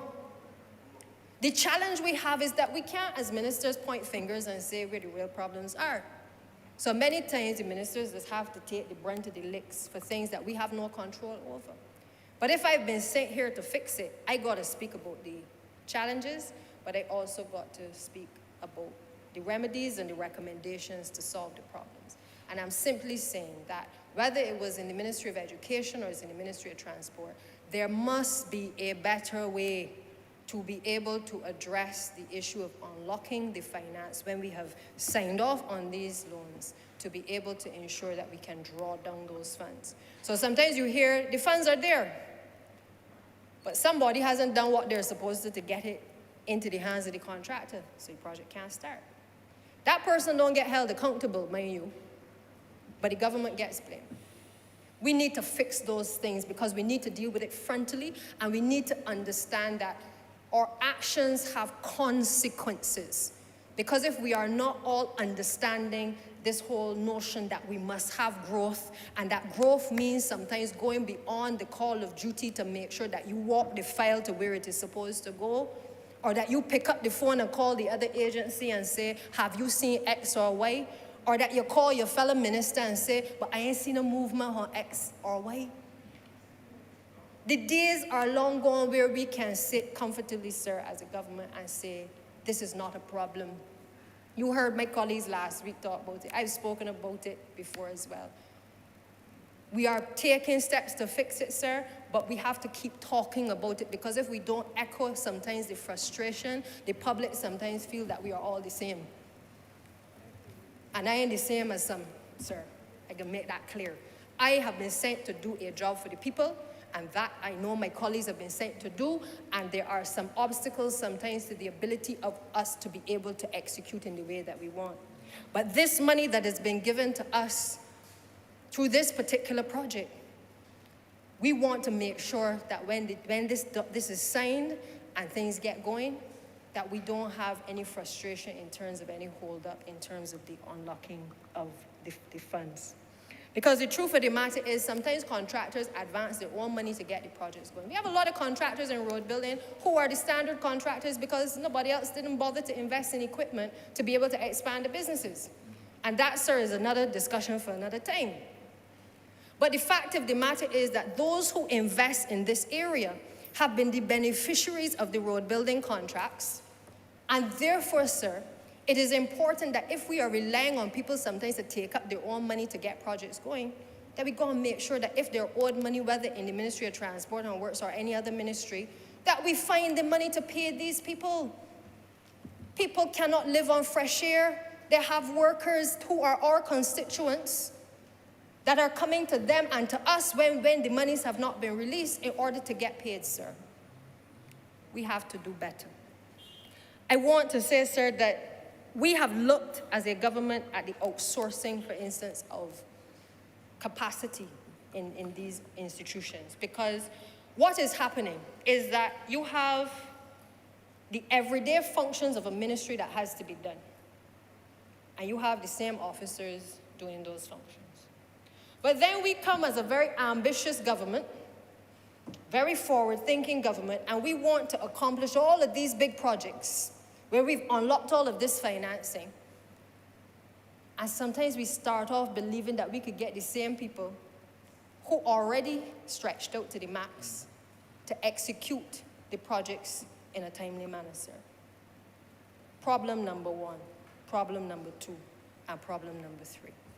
Sir, it requires clearly that, and I know we've started the process, Honourable Minister for Infrastructure, we've started the process of looking at the request for proposals with yourself and the Minister of Housing to be able to see how we can outsource capacity, because we need the human resources in many cases to manage projects. You cannot have the same officers managing large-scale projects in government, where they are also required to do the smaller projects as well. So while we may engage consultants from time to time to assist, the truth of the matter is sometimes we need more assistance in order to be able to properly execute and to do the management and the supervision that is required for a number of these projects. And that, sir, I think has to be something that we address urgently, because whether the resources are found within or the resources are found outside, I say to this chamber that we need to find those resources in order to help us, because all of the projects that I have mentioned are significant sums of monies that require that we have sometimes not one project manager, but sometimes we need two because of the magnitude of it in order to be able to get it done. And equally, we need to make sure that we have the QSs who can go to check to see whether the work is done. We need to make sure that we have enough of those as well. Because you can't have large infrastructure projects where you want to rejuvenate the buildings of the Crown, but you don't have the full complement of staff in the team, in the Ministry of Housing, for instance, to be able to do what has to be done. These are the things that we need to talk about and talk about frontally. And therefore, when I call often on reform of our public service, I know, as I said, we are taking steps. We have persons in place now to deal with these things. But I ain't gonna stop speaking about it until I see the things actually happen. Because the truth of the matter is, when these things are left unspoken, we believe that they've gone away, but we end up having to deal with them later, sir. And I therefore would like to see a situation where that reform, that quick action in terms of updating the positions, updating the general orders if there are positions to be updated, that those things can happen a lot faster, so that the magnitude of the projects that we are being asked to accomplish, that they can be accomplished because we have the capacity to be able to do it. Under the IDB program, sir, where we are getting the funds, the 50 million, one of the things that I want to point out is that that project also looked at institutional strengthening of the Ministry of Transport and Works.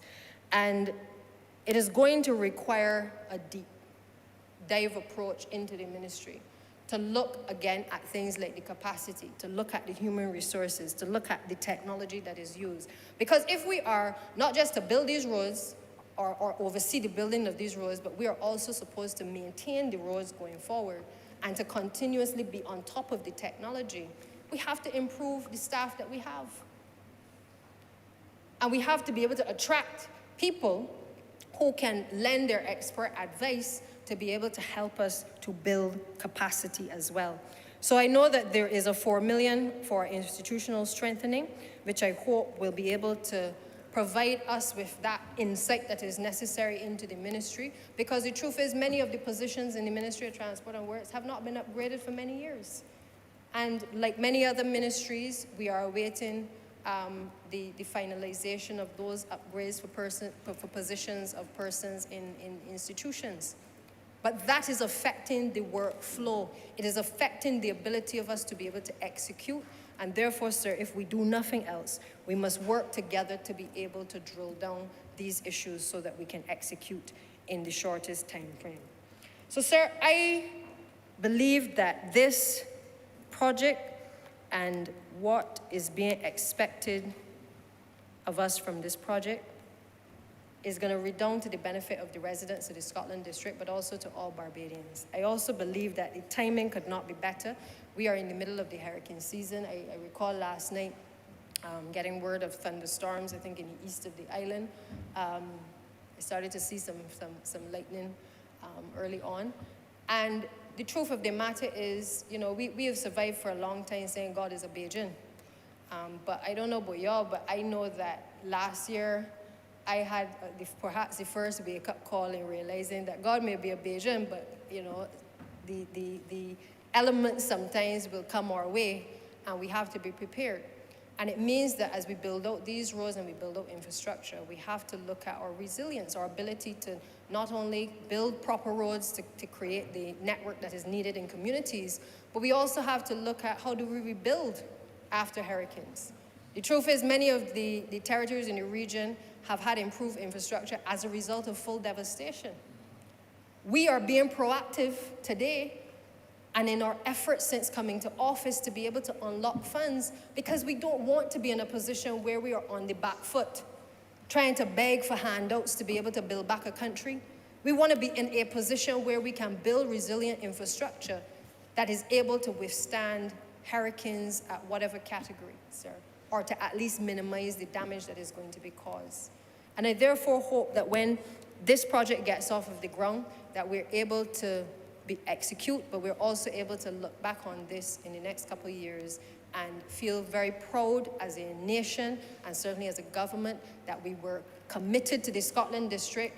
We were committed certainly to ensuring that we fulfilled what we understood was the vision from 2007 and even before, and also that we are able to build out climate resilient infrastructure in this country to ensure that the people of the Scotland District are in a better position than how we found them, sir.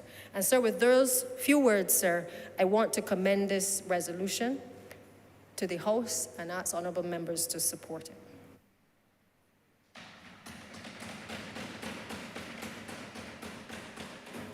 Honourable Member for Christchurch West. Thank you very much, Mr. Speaker, for this opportunity to join in this debate. I recognize the hour is a little late, and I do promise that the words will be few, although I hope and impress on the honourable members to listen to the few words that I have to say, because even although they may be few, I think they may be reasonably impactful. First, let me say, Mr. Speaker, that I joined this debate with certain joy and yet sadness. Joy because I am happy to see that we are now in a position to actually start the works and with the sample roads at Vaughan's Road number 1 and at Shorey Village. And I'm happy for the people of the Scotland District. I'm happy for all of the local contractors that will get jobs to work in this project. But I'm sad. I'm sad, Mr. Speaker, because when I started and conceptualized this, when we signed the MOU 3 years ago, Mr. Speaker, the implementation deficit that we have that faces this government, and faces many governments, but especially this one, that a project that was conceptualized 3 years ago only now could be at the stage that we are signing and about to start. That is something we have to work on, and we have to work on every single day. The acting Prime Minister, Deputy Prime Minister made mention of it. And we have a significant problem in terms of getting things implemented. We can sit down and we come up with great ideas, put down great plans, put the plans on paper, show them to the country. But I remember a former member for St. George South, when debating in this honourable house, and you permit me to say Sir Louis Tull. Sir Louis Tull made it very clear. He was standing back there at the time, I think it was, when they were talking about the airport and the airport expansion. And the Democratic Labour Party people were getting up and saying, oh, we had a plan. And Louis Tull said, well, you can't land a plane on a plan. But that is the same thing. We have great plans in government, but to get the plans executed, to get things done, to get the financing, to get the loan, to then get the contractors, to get the Solicitor General's office to sign off on the contract, to get things actually moving. That is where we have been falling down. And that is where we have to focus. Get things done and get things executed. So happy, but we know there's a lot of work to be done, and that work is on execution. You know, there's a new head of the Democratic Labour Party, and you know, when there are 30 seats on one side and on the other, sometimes we lose our political craft. But I've been in this honourable chamber from 2003. And I know the cut and thrust of politics. And I know that when you have to put lashes, you have to put lashes. And this side of this bench and this honourable house is well known for lashes getting put on the Democratic Labour Party, whether they're inside or outside. I could put lashes when I have to put them, Mr. Speaker, because I hear people talking about debt. And you know, it is interesting to hear people on the other side talking about debt. Because when they talk about debt, you first got to say, when they were in office, they took Barbados to be the third most indebted country in the world. And now got the audacity to talk about debt? Well, we can talk about debt. Yes, we can go into some debt to build some roads. But that is debt where people could see the benefits to Barbados. Where can you see any benefit when they took us to being the third most indebted country in the world? Where was the benefit? But there wasn't none. The reason there wasn't none was because they were borrowing to pay salaries. And why were they borrowing to pay salaries? Because nobody want to lend them the money. Because they had downgrade after downgrade after downgrade after downgrade. And for now, the Democratic Labour Party head to come and tell us about that, but they can't tell us nothing about that at all, at all, at all. Nothing they can tell us about that. Will we fix the debt problem that they had? We had upgrade after upgrade after upgrade, 7 at one time. Not a downgrade. So, Mr. Speaker, whether inside or outside, let me tell you something. This Barbados Labour Party ain't forget how to take on people. This Barbados Labour Party knows how to fight. And let me tell you, I am a fighter. Win, lose, or draw, I am going to fight. And I'm going to fight for this Barbados Labour Party, and I'm going to fight for the people of Barbados, because the people of Barbados deserve the best every single time. That is what the people of Barbados deserve. Mr. Speaker, let me tell you something, right? This country has had problems. This country has had difficulties. The greatest difficulty we had was the last 10 years of the Democratic Labour Party administration. Ain't no joke. You look back and you see how people that were approaching middle class get dropped back down to poverty. You see who people who were doing well, who were improving their lives, had to go through that lost decade. You know, Mr. Speaker, when I was on that other side, I would often say, you never had growth in the 10 years of that administration. No growth.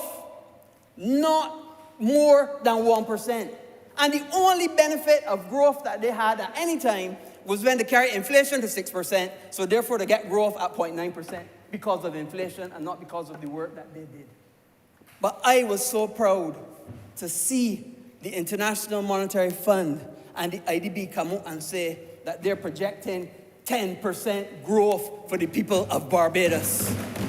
And that's what we need. We need growth. And growth gives us an opportunity to enter into a debt for 2%. When they were in office, Mr. Speaker, their debt used to be 9 and 10% if they could get somebody to borrow from. And when all the sources to get people to borrow from dry up, then they say, okay, we're going to print money. We're going to print money. Printing $50 million when the month comes to be able to pay salaries. Not money to build a road that people could get to improve their lives and improve their homes. Not money to buy equipment. Let me tell you, when we came to office, we bought $5 million in equipment on one side, $10 million in equipment on the other side. We started to do roads where even the ministry, even the chief technical officer and the permanent secretary and the deputy said, well, since we came to office, they never see so much roads doing in Barbados yet. Because that is what the member for St. Lucie and myself, we got to work. We put our sleeves up and we got road after road after road, followed on by the member for St. Michael, West Central, and now for the member for St. Michael, Southeast. And that is exactly what we do. We ain't sit back on the golf course like one of them ministers on the other side. Want to know what time is tee off time? That's not what we did. We got in there and got roads done. You know, there was a time when everybody was saying, oh, pothole, pothole, pothole. You don't hear that now, you know. You hardly hear it. Yes, they do have problems when you don't get access to the bitumen. Yes, and then therefore you can't be doing it.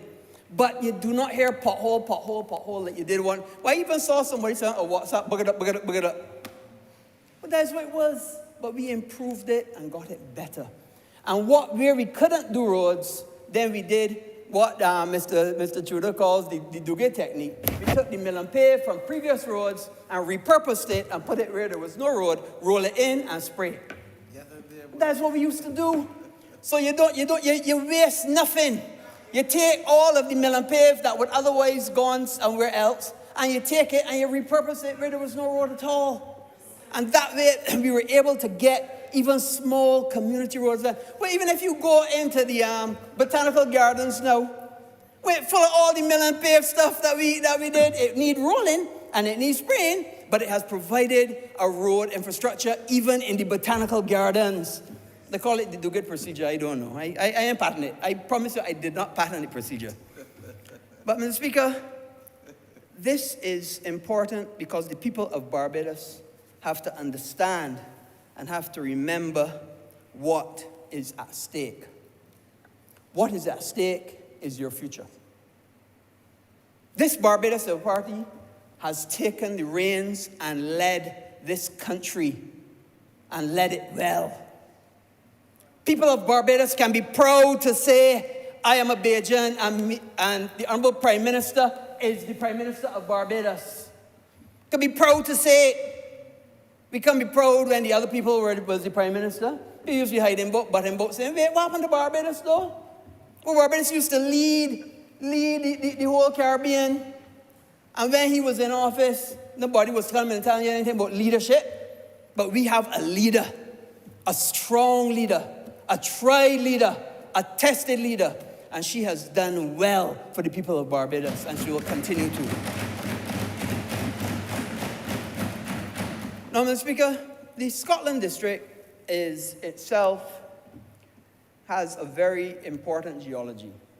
And you have to understand, it is predominantly a clay kind of geology. And because of that, the roads that are built there have to be of a different and better design.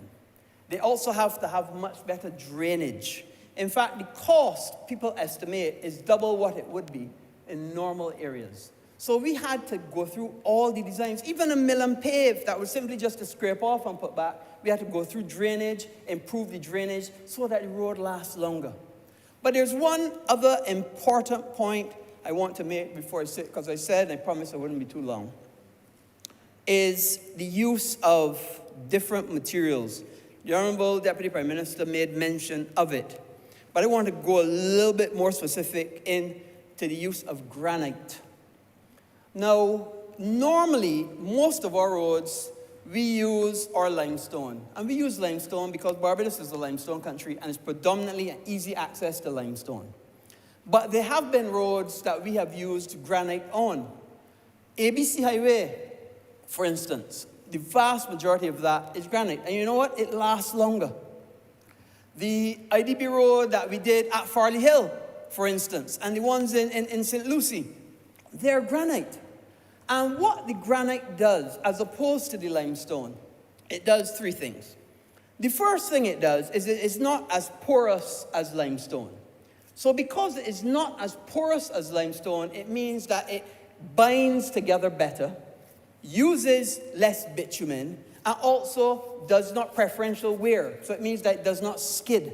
So it's perfectly suited to hilly areas like the Scotland District. And what we have to do with these sample roads is to use not only limestone, but also use in certain areas granite, because it has proven to be a material that is better suited in certain areas of Barbados. And this is the kind of technology and this is the kinds of things that we want to do to be able to get the roads to last longer, so that the investment of the $150 million that we're putting into this road infrastructure is an investment that will give returns for the people of Barbados. Mr. Speaker, this is a watershed moment because it's also a teaching moment. It is good that we're doing this investment. It is good that we will have all of the wonderful spin-offs. It is sad that it has taken so long, but I look forward to the day when we can drive on those roads in the Scotland District and they're smooth sailing like the ABC Highway. Mr. Speaker, I'm obliged.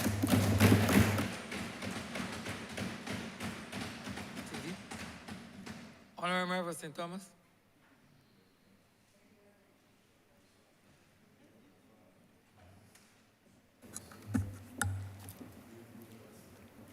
Thank you very much, Mr. Speaker. I wish to add my voice to the discussion here today and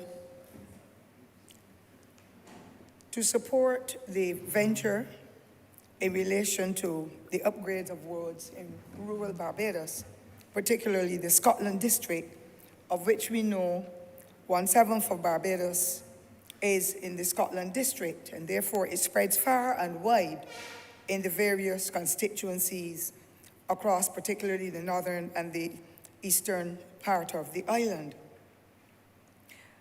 I would seek your permission, sir, if you will allow, to make mention of a few names of persons who would have been Trojans in helping with the building out upgrades of roads in the parish of St. Thomas from the depot end, because that is all I rely on now, in the light that I am waiting to be able to get some of the nylon roads that my colleagues are enjoying. And so I can tell you, sir, without a shadow of a doubt, and the honourable members of this chamber and beyond, that the Bagatelle Depot staff over the last 20 years, under my watch meaning my management, my responsibility as member of Parliament, did excellent work. I do not know if they spoke with whoever would have been the minister or the permanent secretary at that time, but the quality work they did through a Cleo Marshall, a Darcy Ford, and Anthony Brathwaite, who is still now helping with the Gabions in St. Andrew because of the expertise that he had. Mr. Patrick, who is still there with us, but mostly in the northern area now in St. Lucie and St. James because of the challenges there, as well as the young lady now, Tracy Reed, who can be called on any time to assist because the situation in St. Thomas is bad. And I'm not blaming this government, except that I saw other people get in and I felt I should get too. But I understand that the cake has to be cut up. And so I'm waiting patiently like Job. And I am praying that the next step will be in the most beautiful parish in this country, St. Thomas. The residents are unhappy, but it is not without me trying. I have been doing that for a while, but I understand the platform, and not even a platform, what transpired previous to us becoming the government after the last decade, where nothing happened in the north of Barbados under a Democratic Labour Party administration. There were 7 parishes or 7 constituencies, of which only one was managed by the Democratic Labour Party at that time. That was St. Lucie. I am not so sure how much St. Lucie got, because that would not have been really my interest. But I know that the rest of us, St. Andrew, St. Joseph, St. Thomas, and others adjoining, got little or nothing. So I bombarded them with correspondence that I have it with me, to show it is not that I did not try, it is not that the Barbados Labour Party members did not try to get the resources. No water you could get. No proper road could we get. No proper signage. No proper bus service. It really made us feel in the north that we were the outside children. And we know what happens to most outside children. If they're outside children, the mother puts them out, the father don't give, and if they're outside children, the father says, your mother this, that. We were treated like outside children, and it is so unfortunate. I do not expect the impossible, because a young government, having had to be able to face the challenges that were left in those 10 years of loss, 10 years of unproductivity, except peeping under themselves, has now left us in a quandary, trying to see how we can make up. St. Andrew has always been an area where land slippage impacted. Indeed, the Scotland district has always been, and while persons might feel it's only St. Joseph, perhaps, and sections of St. John and St. Andrew, there are many sections in St. Thomas that are in the Scotland district. And therefore, I wait, not with bated breath, I wait patiently, like Job's sister, because I expect St. Thomas will get theirs next. We know that the parishes in the northern area, most of them were projects that, areas where there were tenantry roads, where rural people wore 2 pairs of shoes. They wore something on their feet to get through the little cat road that led for their little chattel houses. And then when they got on a main road or near the church or to the bus stop, wherever they were going, they slipped into their shoes. A lot of that was overtaken when the Barbados Labour Party became the government in 1994. And we saw mass development taking place across the length and breadth of Barbados. We saw houses being developed. We saw people getting different forms of employment. We saw education climbing. And we met a stage under the last administration where not even the university students could go in to get their education to become the same engineers and others that will help to build the roads and to do other aspects of infrastructure in this country. But thank God for the Barbados Labour Party. We have played our part and we will continue to play it because we are about building a society and making sure that we empower Barbadians. And so, Mr. Speaker, this resolution is timely. Rural people are people too. I can't say enough. And I want to say, sir, that $256 million that will be invested in upgrading the roads is extremely timely and necessary. My father, my grandmother, even some of my other relatives all live in White Hill, St. Andrew. And I hear the lamentations every day as to how they're suffering. So I am not grudging them. I am not grudging the people in the other areas of St. Andrew where I know land slippage is at a terrible state. St. Simon's is not good at all either. And I know other sections of the parish because that is a road that we traverse fairly often. And I saw what happened in 1970 October with the floods and the massive trees, and people had to be relocated from St. Andrew to Welchmore Hall and Bagatelle and other communities because the whole area was washed away. Luckily, there was no loss of life in St. Andrew, but there was loss of life in St. Michael near where Queen's Park is now. And therefore, we understand the situation. And we're not doing it in any grudgeful way. We're doing it because we believe that rural people and people who have been suffering for so long should be given some kind of ease to let them be able to travel freely or to travel smoothly as the case may be. I saw just about 2 months ago, buses having to come to St. Andrew, but pass through even the Vault Road and Carrington's Village that is collapsing as a result of the bridge there to be able to get to certain points. I know the millions of dollars government will have to spend. Who forms the government? All of us, the taxpayers. And therefore, I am happy to see that that has taken place. However, I am going to make a call for St. Thomas so that the Honourable Minister for Public Works, Transport and Maintenance and all other ministers here who will assist her and assist in the development and the build-out of Barbados will hear my clarion call, which is a repeat of what happened previous to 2008. I did get roads, I must confess. Rock Hall, Content, Lion Castle, quite a few roads were built because they too were roads where people had to wear 2 pairs of shoes. No longer do they have to.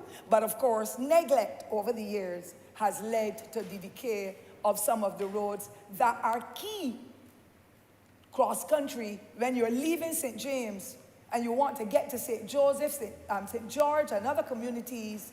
The easiest road is to come up Content, come through Vaucluse, on through Lion Castle, on to Jack in the Box and go, or Hyman's Hill, coming through Vaucluse, onto the same Jack in the Box, all through the way through Walk Spring to get where you're going. Those roads now, sir, are in a terrible mess. Massive potholes. But the team at Bagatelle has been trying. The only unfortunate thing is that there needs to be some kind of proper supervision coming from the headquarters in town, because a lot of the young people do not know how to patch holes. And so they take a shovel and throw in a little piece and turn over the back of the shovel and tap it. In the past, there were men who did that as a skill, where they will cut open the hole, Put in whatever the moisture is, not the moisture now, but the barb green, if you want to call it that, or the bitumen. I'm not so sure which of the two it is. I'm not interested in that, I'm interested in Gamma Roads in St. Thomas. But the skill, and then those holes remain covered for a long time. My people have started to sing the song that Plastic Bag sang, sir. Another whole day, I can't sing. And I do not want for us to have to be doing this again, but I understand there are priorities. We're in harsh economic times, and the St. Andrews situation is bad, and I'm not begrudgeful of them, as I said. It is just that I want to support this exercise, but I want to make the plug. I will never forget, Mr. Speaker, the Rockhampton Road in Jackson, St. Michael, that is on to the St. Thomas end. It was a rural road. And when January 2008 came, that road only needed the same barber green to complete it. It had sidewalks, it had all the marl and whatever. And I wrote till I was foolish. I went with CBC, I did everything through the media to get what we now call Harper Valley, that is Rockhampton Road, covered. You know when it got covered, Mr. Speaker, sir? Last year, the residents in Rockhampton, Jackson, got the barber green put on that road under a Labour Party. How many years would that be, sir? I am too old to calculate it.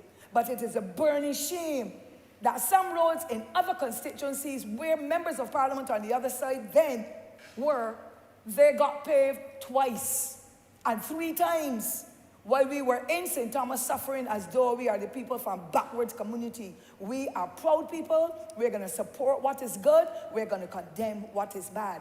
And I condemn the Democratic Labour Party for that selfish, wicked act of not doing anything for us in Northern Barbados because the seats were won by mostly Barbados Labour Party supporters. It is a shame. So, Mr. Speaker, my roads I will call that require, my bridges that require maintenance. And I'm not doing it here because I've already officially written. And you know, some people don't know what you do quietly, or when you make promises to say, I am working on this, we're trying on that, they don't understand. And the critics will be there. So what? Jesus Christ was the perfect man. He got criticized. Who am I? Who are you? Who are all of us? And we know that we're only here for a time, but we are all here with the interest, the love, the respect, the care for the constituents of our parish, of our constituencies, and the entire Barbados. That is what a Barbados is about, the Liberal Party is about. It's about equity, service, transparency, and everything else, sir, that can go with it.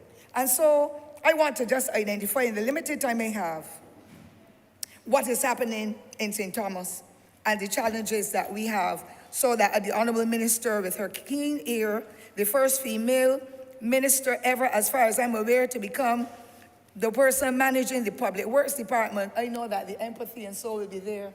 And at some time sooner rather than later, we will get that help. So, Mr. Speaker, I am talking about the heart of Barbados. And I keep saying it all the time. When you destroy the heart, you destroy everything. The brain too, but the heart of Barbados is what St. Thomas is.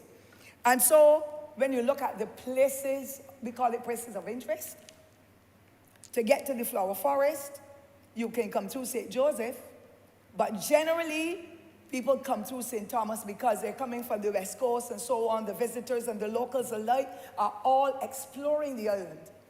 And to get to flower forest, it is a travesty to go Bluesberry if you're coming from the Sturgis location.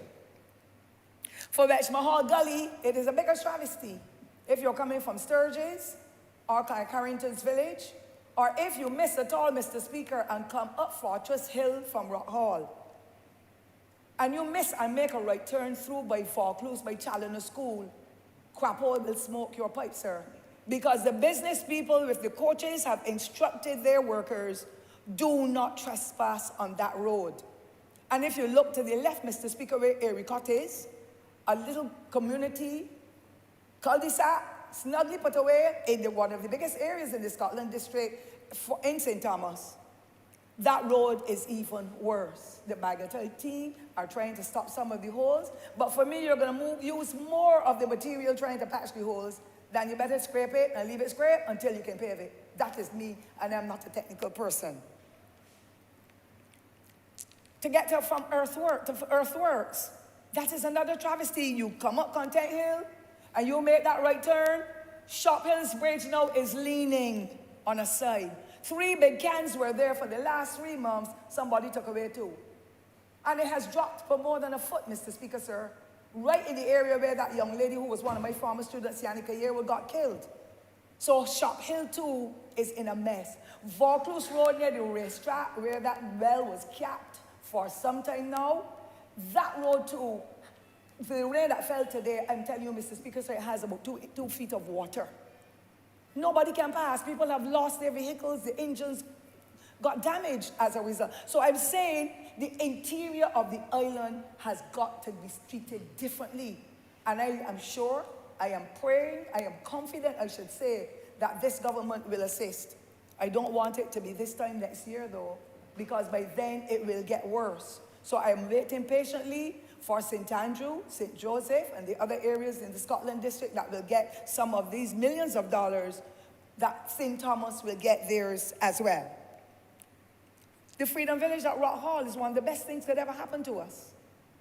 Visitors want to come there. They want to pass by St. Thomas Church. They want the Seaport Vale Factory. They want to go to the Freedom Village. They want to get to Fortress Hill. They want to get to Richmond Hall Gully and Harrison's Cave and so on. But there's no good road taking them there. So you understand, Mr. Speaker, sir, the extent or the detriment to which these challenges are. Don't even talk about Mount Hillaby at all. Mount Hillaby is shared by the honourable member for St. Andrew on the left going up the hill, and on the right is in St. Thomas. Mount Hillaby needs help. That too is in the Scotland district, and there is a lot of there are a lot of challenges in there. I want to say, sir, too, that it is so unfortunate when we had bridges, like the Bloomsbury Bridge, when I had written officially to the honourable member on the other side at that time, asking for the location at Bloomsbury that has dropped for almost 5 feet. And I see that the bus taking children to the Allen School and to Grantley Adams having to traverse that road. It is extremely dangerous. And all I wrote to ask, can the government acquire 10 feet of the road on the right going in the easterly direction from Sturgis in that same area that we call it the Pond Hill and the Bingtree Hill? As a little child going there, we ramped on waves all over that area, and nothing came out of it.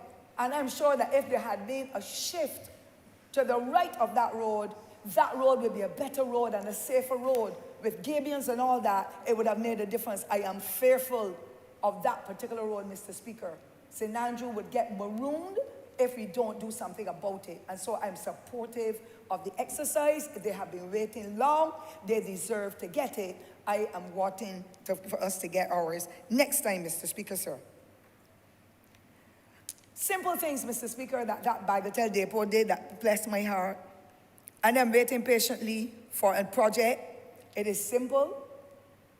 I have indicated to the permanent secretary, if you need the 400 blocks at 12 inch or whatever, I am willing to pay for them out of my pocket. Mr. Speaker, it is one of the most dangerous roads in the parish. Right by the post office at Richmond Hall, if you're going down to Highland and Stony Gully, a bulging is in that road, Mr. Speaker, sir, that I do not know who built it. I would have to call it a storm mason, like how in 1955 we had the storm carpenters and so on. If a bus is going to Lion Castle, Mr. Speaker, anything else coming up from that area in the bottom of the hill by Stony Gully has to wait until it comes up. It is now overbearing because motorists are no longer patient. I am seeing some madness on the road within the last year. I am not understanding, and therefore I do not want any accidents to happen there. I don't want any injuries or loss of life. And that is all I'm begging for. I literally beg. And I offered to give them. I am hearing now that an engineer has to come and look at it. Well, I thought that engineer had been the one that put it there. And therefore, that eases the tension of the people in the parish of St. Thomas, if that could happen, Mr. Speaker. I am grateful that the Honourable Minister, who would have probably given an instruction to the Permanent Secretary, has given me some mirrors. Because the way people are driving, there's no way that you can get into Allenview where people live. I'm not looking at now the cave, without being able to see what's coming down Sturgis Hill. So that has happened. Bryans Road, similarly, a mirror was put there only 2 weeks ago. When it comes to that junction coming from Canewood Road to lead you on to Lears, Mr. Speaker, most dangerous always accidents, a mirror has been put there. So something positive has been happening. And there are a couple other mirrors that have been put in place to help residents and motorists and so to be able to maneuver as they travel on the road. So I say kudos to the ministry having acted in just 3 weeks' time of asking for that to happen. Before, I couldn't get it. I could write for now till the cows come home. The Dems did not look at me. You got a safe seat. So I had 1994 with him, and I had 14 years when I could do it on the cell. As though the money was coming out of their pockets, and we saw the spillage up in Christchurch with the sewage. We saw the wastage with Cave Hill. We saw so much madness going on. Now is the time for the Barbados Labour Party to get with it, continue to focus. We said stay the course. We're going to focus. We are ready to make a difference in the lives not only St. Andrew, St. Joseph, Christchurch, St. Michael and so on, but all of Barbados. I am waiting patiently for St. Thomas to get there, sir, and I know it will happen in due time. Chapman's Village is another area in the Scotland district, Mr. Speaker. That bridge I wrote in about 3 years ago, asking for 5 bridges to be examined. That bridge had been broken before. There is a terrible watercourse there, and that is another challenge. And you know, Mr. Speaker, sir, that when the mechanization of the sugar industry really started to build out, many of the plantation owners closed what we would call gutters that will take water off the main roads. They cut down all of the cuscus grass and the guinea grass and so on the hedgerow and paved and put soil so that the road it was more accessible for the trucks and the different pieces of equipment to get onto the land. As a result of that, Bridgefield Road is no road now, sir. And that is one of the major roads that needs to be repaired because there's no gutter. All the water is coming down. I am seeing now it looks as though persons have been filling in what I will call a natural suck right opposite the church. And as a result of that, whatever little slipper drain was there, all of the debris, so everything now is gushing, going down to the double bridge, that the only thing is holding up that now is a breadfruit tree. The one in Carrington's Village, the only thing that is holding that up is an ackee tree on a piece of land that my mother has. And I'm saying we need to be more proactive in matters of that nature because people's lives matter. And that, to me, is extremely, extremely critical. Finally, Mr. Speaker, the extension road for Sturgis, the agricultural extension road, under the administration of the Democratic Labour Party, Mr. Speaker, that wouldn't touch it. I would have spoken about that previously. I'm going to speak on it again, sir. Excuse me. Because if you go into Allen View and you go anywhere near that Harrison's Cave, now managed by Chukka, you cannot get back out if it becomes impassable. Because that access road is so bad. That is what I will call a cat road again. A former member for St. Joseph, Sir Richard Cheltenham, he would have been the person who had in there, and it is exclusively agriculture.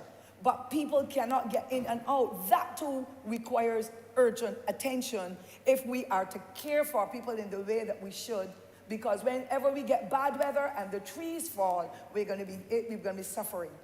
The other thing about it, Mr. Speaker, even though Gary Court and those communities are shut off, and the roads are so bad, and the government buses are traveling on those roads, so you know the locals' cars and the other vehicles are being damaged. The government buses and so are being damaged, but not only now the chassis and the brakes and whatever parts of it that I don't know the rest of the names and nor do I care. I know that it is the taxpayers of Barbados' money. But trees that collapsed, they were blown down during Tropical Storm Thomas last year. Had Ericot and those other communities like Canefield and so marooned for 2 days. I am still waiting patiently for the MTW truck to come back. It came and spent 2.5 days, and down there is still in a mess. I would not want for those poor citizens to be marooned in case there has to be an ambulance or for a truck or anything to go in, cannot get in. Thanks to the disaster management people. They came, they cut down, they did what they had to do. Locals came and joined with them. But I don't want it to happen in the rainy season again. And it looks as though, Mr. Speaker, sometimes you have to be begging and begging and begging all the time. And it doesn't reach those people who matter sometimes at the top, that they can act with alacrity. And therefore, I am asking for my trees to get cut. My trees now, I'm saying my trees, but they belong to Sir Charles Williams. My trees, because they're in the area close to where I live, and they are posing tremendous challenges. And I want for those agencies to come on board and lend the government the tools when those travesties occur. Because residents are in fear, they have to get to work, they have to do things to be able to survive. Nothing can go in, not even a water truck if the pipe is off. It really needs attention. I put that in because I want you, sir, to understand, and all others to understand how bad the situation is in the heart of Barbados. The heartbeats are slowing down. And I want the residents to feel more comfortable. I have tried and tried and tried. I've got one letter that a lady wrote one day. She sent it to the Prime Minister. I believe it's a lady. It was so well written too. Not that I'm saying that men can't write well, but the way it was written, it made me feel it was a lady. And I tried so hard to be able to find out who is the person that raised the issue, because I supported them. But you know what? Most people will send you a letter, Mr. Speaker, but you know they don't put a name. So the address is there, but no name, so I could not even respond to say what has happened, because they would not know everything that has happened. But the realest, biggest problem, Bridgefield Road, Sharp Hill Road, Vaucluse Road, Carrington's Village, when you come from Sturgis, even Hyman's Hill. That is the best link for anybody to travel. And so I am asking that whenever we get there to St. Thomas, that I get some of those plans fulfilled so that we can make a change in whatever is happening. And in the meantime, as I close, Mr. Speaker, the fact that Bagatelle has good staff, I know Mr. Patrick does good work, but he has been taken away and down in St. Peter and St. Lucie, I understand, for a long time, because they had their issues too. They had matter problems with flooding and bridges breaking and so a year before, and a young man lost his life that was an ambassador for the parish. So I understand that. But I want in the interim, while St. Andrew and St. Joseph are getting the help, for the team at Bagatelle to come in and give me even more support, not me now, but the people of St. Thomas, more support in the patching, doing the mill and pave. I had a road that was great. The material was taken down to the headquarters in town. We are asking for it every week because we've got roads that really require it. And therefore, once that work is going on, I'm supporting it 100%. I want for ours to get whatever the things are that would not have happened normally, since the concentration is there, to be happening in the parish so that it can appease people. There's nothing more annoying than walking and wringing your foot in a pothole. There's nothing more annoying, Mr. Speaker, sir, than your vehicle dropping in a hole. Yours is a truck, mine is a truck, but we feel it too. But what about the man that's driving a little mini with the fussy rims and so? It really is not correct. And then the government spends more having to pay persons for damage or burst tires and all that than they would have if they had patched the hole. And so I'm asking please for that. And finally, I said, I wish for the younger or the smaller companies that will be an integral part of this exercise in the Scotland district to be able to help with the generation of jobs for some of the men and women in the adjoining parishes who want to work, Mr. Speaker. If anybody had told me that so many young people would have wanted to work in the 360 project and in the one where the Ash team, and everybody, I have more than 100 names, Mr. Speaker. If I have more than 100 names, you may have less because your constituency is twice as small as mine. Because I have just about 11,000 people who can vote. And therefore, the young people, including women, they want to work. They need that opportunity. They may have lost out on education, or many of them have their pride. They have a little certificate or two, but because there's nothing else, they don't have the skills, they want work. And they're reading the road, and when you see them reading, Mr. Speaker, when you see them leave, you don't even know that they were reading the road. Because in my time when we had to go in the land that my mother was went in from the plantation, I had to read and so on. We had on a long sleeve shirt and a pop down old pants and sometimes are barefooted and 2 old shoes. Now the young people, where you see them ready to leave the work, and they're right. Hold up their head with pride. It is not what you do. It is the way how you do it and how you spend what you earn from doing that kind of work. My girls are wearing their nails and their eyelashes. And they have their tattoos exposed when they're leaving the job. On the job, long sleeve shirt, a mask on the face, a straw hat. So there's pride in what they're doing. And I know that once this project starts, employment should be generated. And I pray that Barbadians will get it. And I want the Honourable Minister to make it clear to the country. This is not some project like someone knew before, where you're hearing 60% Chinese and then the rest Bajans and all kinds of challenges. I want for Barbadians who are unemployed or Barbadians who are skillful enough with the openings that will come, that Barbadians will get the employment so that they can empower their families, that they can improve themselves, they can do courses in the evening, they do it online, and so on, to be able to rise to the next level. That's how most of us will develop. We came along, we saw the poverty, we did go to school, we had to finish school early, some of us, but we made sure that on evenings, we went to some place of learning to be able to improve the quality, or some place of training to improve the quality of our qualifications. And so I'm pleading that will happen. So, Mr. Minister, I'm hoping that he'll be able to give me an answer, or Madam Minister, please, so that we know for sure there will be openings out there, and whatever is happening will be complemented by the project where the Gabions are being made for the last couple of months. I'm sure of that, I'm aware of that. The Gabions will help. Right in Carrington's village, there are Gabions that were put there on the left-hand side, right opposite where it is cracking now in that massive way.